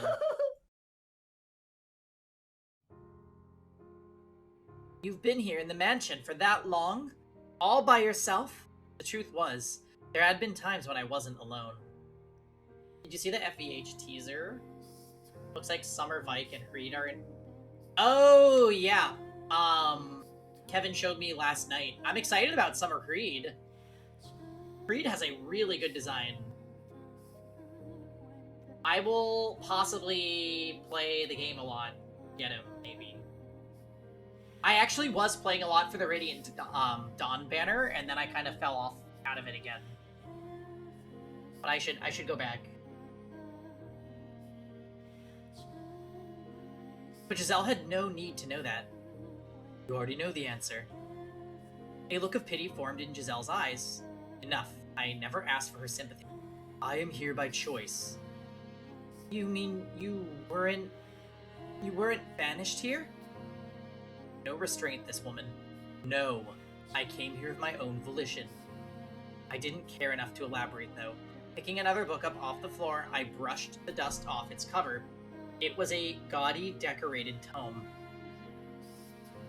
It's a very fancy book, isn't it? But apparently, Giselle was unable to take a hint. What's it about? I let out a sigh and opened to no page in particular, sticking the book out toward her. She was a servant, and a woman. There was no way she could read. Let's see here. This land is hardly suitable for cultivation. Can only produce over-sour grapes. I would probably get more out of it if I tore down the fields and made it into a market. Sounds like a lord's diary. You can read? I was caught slightly off guard. It was rare for a noble woman to be able to read and write, let alone a servant. Was she truly what she claimed to be? I had someone teach me. So, is this book any interesting? It's dull, worthless tripe. I can't imagine why anyone thought it was worth finding. Tough crowd. But it's not very often you get to see a lord's diary. I am rather curious what kinds of things he griped about. Lord or king, what value was there in another's grumbling? There was no knowledge contained within that book. Just emotions, unsightly scribbles. And there was nothing more exhausting in this world than being emotional.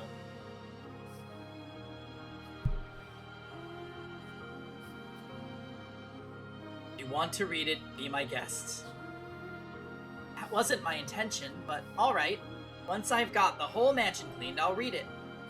I told you, you don't have to clean. Haha. Oh, I've got an idea, Master. If you're interested, maybe we could read it together. Did you hear a word I just said? It's dull, worthless tripe. Still, you might see it differently if you read it with someone else. And I'm sure there are some books here you would enjoy, Master. You're wasting your time.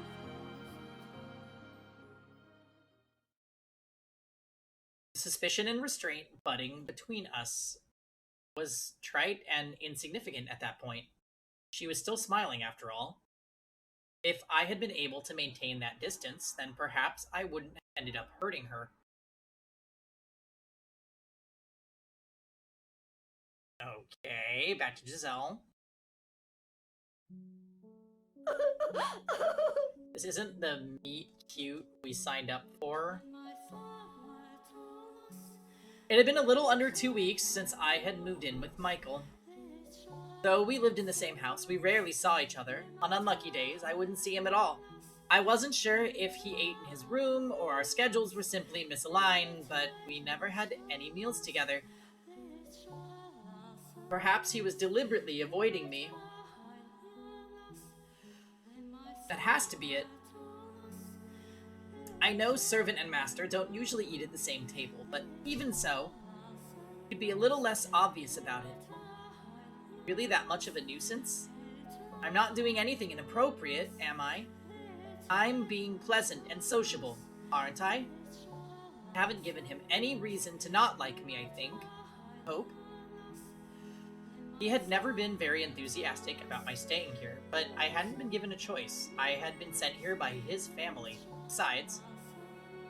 No, out with the negative thoughts. Gotta stay positive. Yeah, he hasn't tried to chase me out yet. I just haven't... broken the ice. I had to stay positive, optimistic, happy thoughts, and be myself. As long as I kept working at it with enough time, Michael would surely come around and not be so distant. I've got a goal, so let's get to work. First, I make supper, and then I ask him to have it with me. Gotta be proactive when it comes to the reclusive types. Alright, here goes. Or here would go. But we're almost out of supplies. Well, so much for that. Cellar was where the non-perishable food was stored. Dried food, smoked meats, cheeses, and small scattering of root vegetables. Looking at this makes me feel like a soldier holding down a castle's fortifications. Had Michael really gone 10 years on nothing but this? I would have raised the white flag a long time ago. He said he hadn't left the mansion at all in those 10 years. Assume at least he goes out to get supplies, right? Running out of food is kind of a life or death matter. Can't believe he hasn't set foot outside even once in... What are you babbling about? Ah! Oh no, he overheard me. I assumed you were talking to someone. Huh? Does anyone else live here, Master? I haven't seen anyone. It is just the two of us. Alive, anyway. You mean there are ghosts? Something of the sort. Ah, there you go again with the jokes. I'm not a child. You're not gonna trick me with that. There are adults who believe in such things. I suppose, but I don't really believe in ghosts or demons or curses or anything like that. The church just tries to convince people they're real so they can squeeze more money out of them. Am I going to have to turn you over to the church, you blasphemer? No, no, no. I pray every day, honest. I don't particularly care either way. I'm returning to my chambers. What? Already? You didn't, come down for food? I only came down because I heard voices. A moment, just... Please wait a second. What? Our stores are almost empty. What do you normally do when you need more food? I'll happily accompany you on a trip to the market. Already? That was fast. There are two of us. I really don't eat that much, do I? In the dim light, it was difficult to make out Michael's expression, but I thought I could see a tinge of annoyance on his face. Ugh. Hold your ground, Giselle. You said you wanted to get closer to him. Is that a parsnip? Michael was holding a tangled ball of roots. The reason I asked was because the parsnip looked like it was on the verge of total decomposition. See, there's still food. He then handed it to me. Whoa, wait, you want me to eat that? It's clearly seen better days. You're going to get sick. Or are you telling me you can survive on rotten vegetables? Of course I won't eat it. I just figured you were hardly hardy enough to survive. What do you think I am? No, he is definitely a jerk. Or that the resulting diarrhea might reduce your appetite. Ew. You're kidding, right? You can't be serious. Anyway, we should bury that outside. Then we can go purchase fresh supplies. There's no doubt. It's shit. I don't go outside. Then how do you... Huh? A visitor? Who could it be? Perfect timing. You're a servant.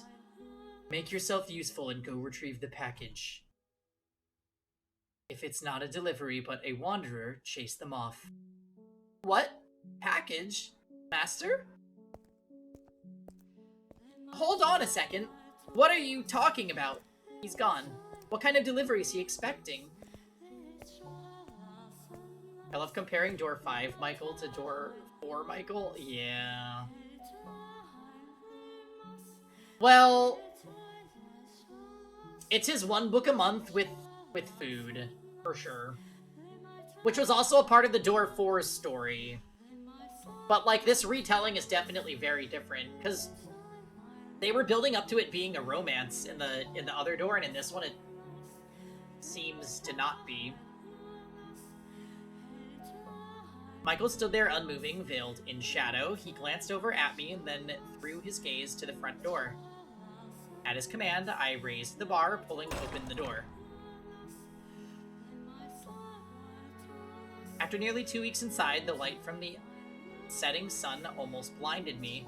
The world went white, my head pounding. After a few moments of intense blinking, my eyes acclimated themselves to the evening sunlight. There was no one outside, only a crate easily large enough to fit a child. Is this the package? Master? I turned back to face Michael, but he wouldn't meet my eyes, though it seemed more like he was avoiding looking at the light than at me. He's starting to seem more and more like a vampire. Now that I believe... Not that I believe in vampires, of course. Regardless, I pray there's nothing bad in here. It's heavy. Master, can I get some help? Gee, thanks. I'm a servant, admittedly, but this is also a lot to ask of just one girl.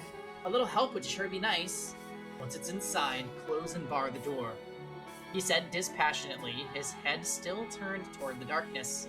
As you wish, Master.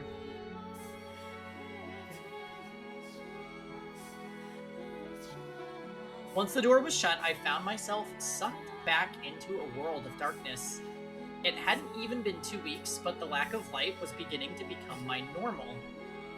The outside world growing farther and farther away. Being holed up in here is definitely not good for me.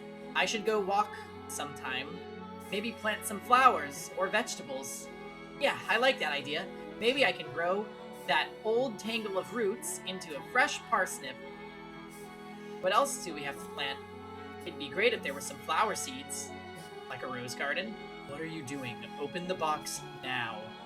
As you wish, Master. Oh, there's food inside. In the box was a burlap sack filled with berries, root vegetables, and smoked meats, as well as an assortment of breads, fruits, and wine. Aside from the fruit and bread, everything else was the same as what Michael kept in the cellar. Ah, and buried beneath the burlap sack was a single book. 1 book a month. He really hasn't gone outside in 10 years. It appears you have begun to grasp the situation. Yeah, but why? This was delivered by someone from your house, Master, wasn't it? Servant, I assume. Why would they leave without saying anything? No one wants to talk to a cursed man. In the past, they would occasionally check in on me, but that hasn't happened recently. They think you're cursed? Ah, right. You don't believe in curses. Then come up with your own explanation. An excuse for them to want to stay away from me. That, for example, I killed someone, or maybe that I'm insane. Ugh, this face. I couldn't... Regardless, I am not normal. Bring the food down to the cellar, the book to the library. You are, of course, free to refuse and run back off into the woods. I'll do it. All right. Then you take care of that. Okay, he doesn't carry the box in this door. Hey. What is it? I just noticed there's something else in here. It's wrapped in cloth. What could it be? Oh, a painting. For you to hang up somewhere in the house, I presume. It's so dark I can't see it very well, but I'm sure it's... Don't touch that. What? Michael, who had kept his distance from me until that point, suddenly marched over and ripped the painting from my grasp. Master? His face was twisted into a look I had never seen him make before. Was it indignation, disgust, hatred, panic? Couldn't tell, but there was more than enough negative pressure to cause me to flinch back. Is that painting perhaps, something important? A landscape painting. He muttered underneath his breath, tension melting away from his face.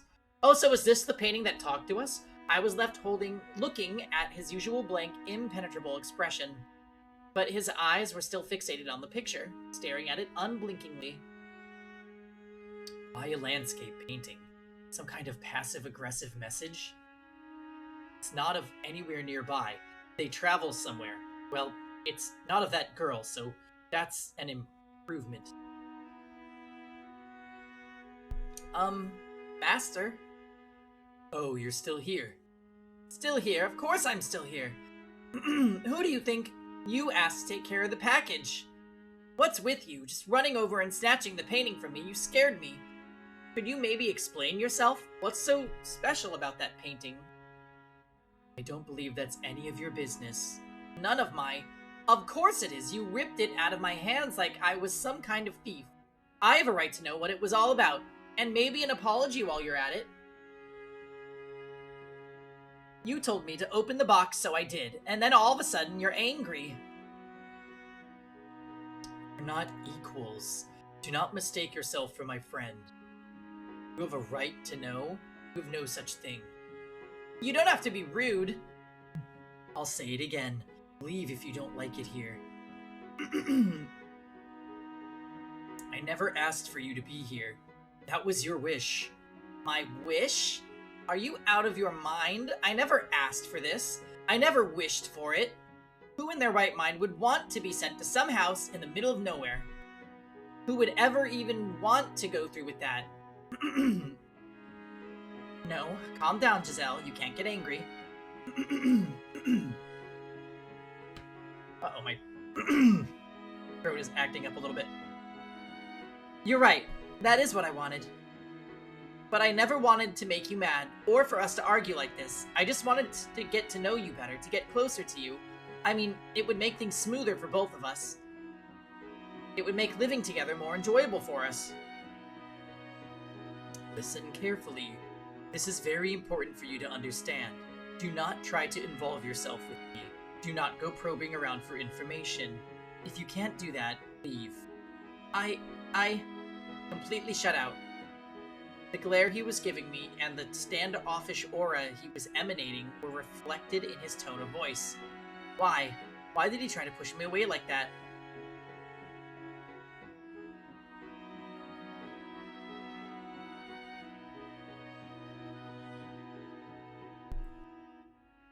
It seemed Giselle really didn't know much about me. Despite being sent here from my house, she was unaware of the monthly deliveries, as well as the reason why I lived in this mansion all by myself. Why, though, would they not have told her anything?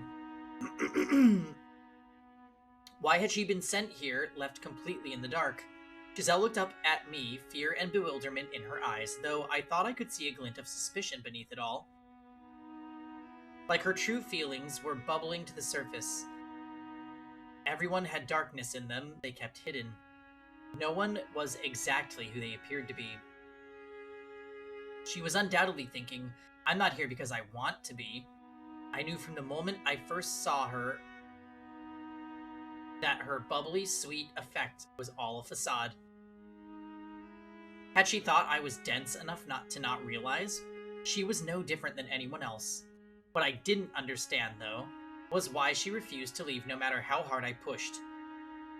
What was she hiding beneath that innocent-looking face? What was she thinking? What did she carry on her shoulders? Everyone is hiding something, deceiving those around them. I had to figure out what she really wants. May I ask you something? Yes. On the day you arrived, you said you made a teeny tiny mistake while working at my family's house. Tell me about that.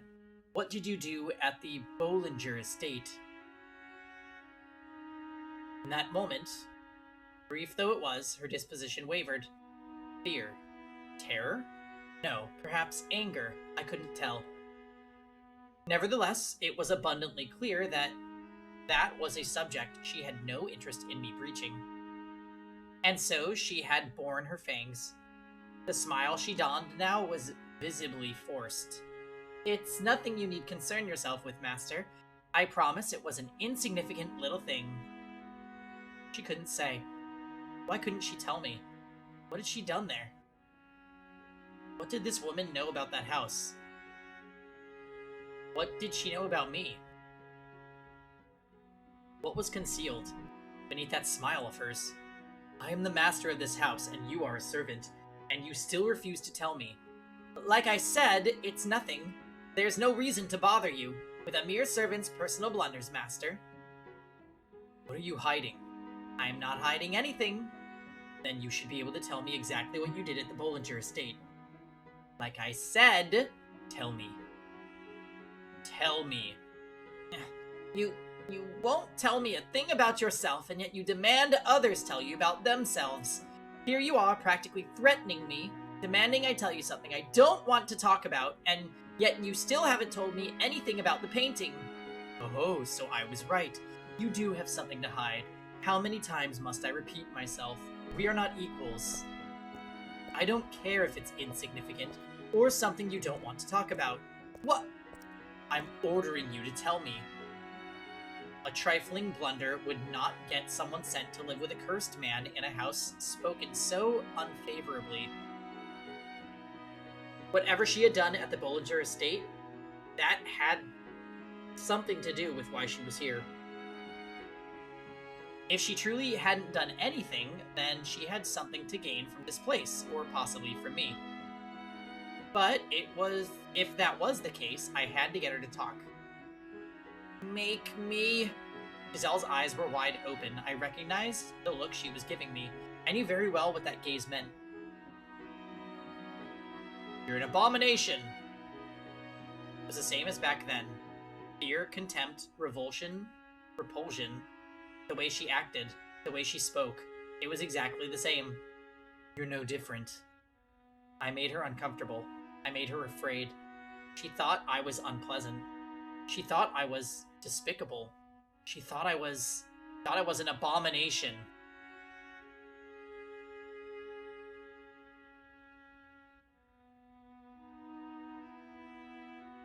In a frenzy, I grabbed her by the shoulders. Okay, so the touchy kill you curse is definitely... It is definitely not a thing.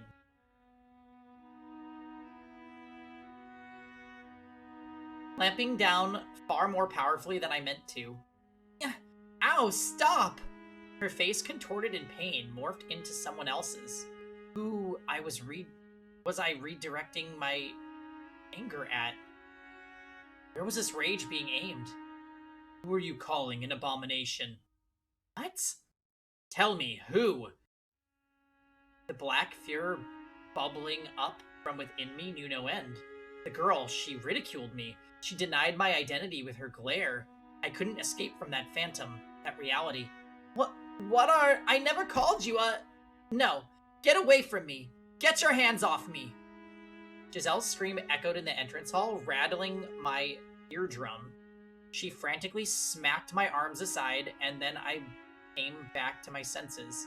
She was standing a little ways away, breathing heavily, arms wrapped tight around her body, glowering at me, showing her opposition to my touching her.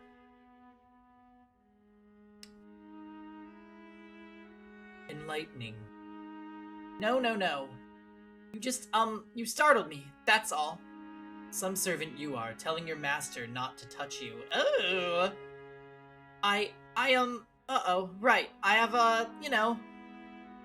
I'm, allergic to people. It's a very, very unique condition, I hear. I mean, can you believe that? See? You know how some people get all red and itchy when they touch a dog or a cat? It's like that, except for people, so... I'm sorry. I wasn't trying to be disrespectful. I beg for forgiveness. Why don't you speak your mind? What? This is what's going through your mind right now. I have nothing to apologize for. No, that's not... I can somewhat sympathize with your plight. Being made to apologize even when you're hurting. I raised my hand against you first, after all. Then you forgive me? Sympathy does not equate to forgiveness. Now, take care of the package. I'm heading back to my chambers. Hey, what's up, Addie? Long time no see. What's up? Are you back from your, exciting trip? I think that was, like, weeks ago, so you've probably been back. I've just been a very bad streamer all week.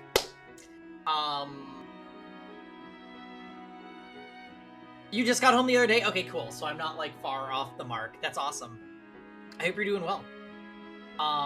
We are playing some Fata Morgana. I'm actually going to be ending soon, though, because I'm supposed to go and meet a friend for dinner at, like, 25 minutes, so I gotta split soon. Dinner is served. We're getting to a stopping point.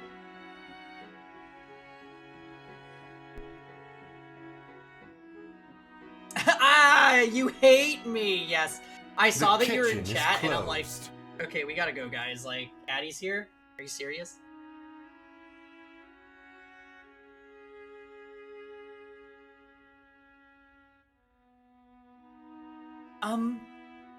What is it? You're not going to make me leave after what I just did? No, I am not. For it would seem I can make you leave on your own whenever I so please. The level of bullying, I know. I know. It's disgusting. And actually, this girl Giselle is getting bullied by some dick that lives in a dark house. So, it's just everywhere today, honestly. Besides, I had yet to learn what she had done. It would be exceedingly difficult to get the story from her own mouth, which left me with one option: to write a letter to my mother, as much as the very thought revolted me. Well, we actually pro-tag switched between the two. So in that scene, yeah, we were bullying her because we were, Michael, but sometimes we're Giselle. Right now, we're Giselle, because it has the red flower in the bottom, in the right side there.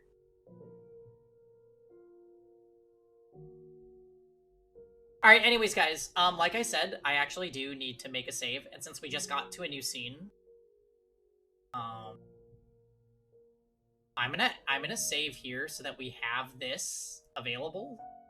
Because I'm pretty sure there's other endings that we could have gotten. Solid stopping point, really? Yeah. So, guys, real quick, for tomorrow, I am planning on doing, like, a long stream since we didn't stream a lot this week. So I'll probably put, like, 4 hours Final Fantasy and, like, 3 to 4 for Fata Morgana, so it'll be, like, a long stream. I'll try to be live by, like, 2 p.m. PST, that is. What am I forgetting? Yeah, I'm sorry that we had to, like, we, like, front-loaded stream earlier in the day, so I was live by noon. Bye-bye. we had a great Unicorn Overlord sesh, and now we're on to Fata Morgana. We got done what I wanted to get done, so I'm glad about that. Yeah, I will see you guys tomorrow. I hope everyone has a wonderful night. I might pop into Discord later, because I don't think I'm going to be out super late or anything. Anyways, alrighty guys. Take care. Bye-bye. Love you all.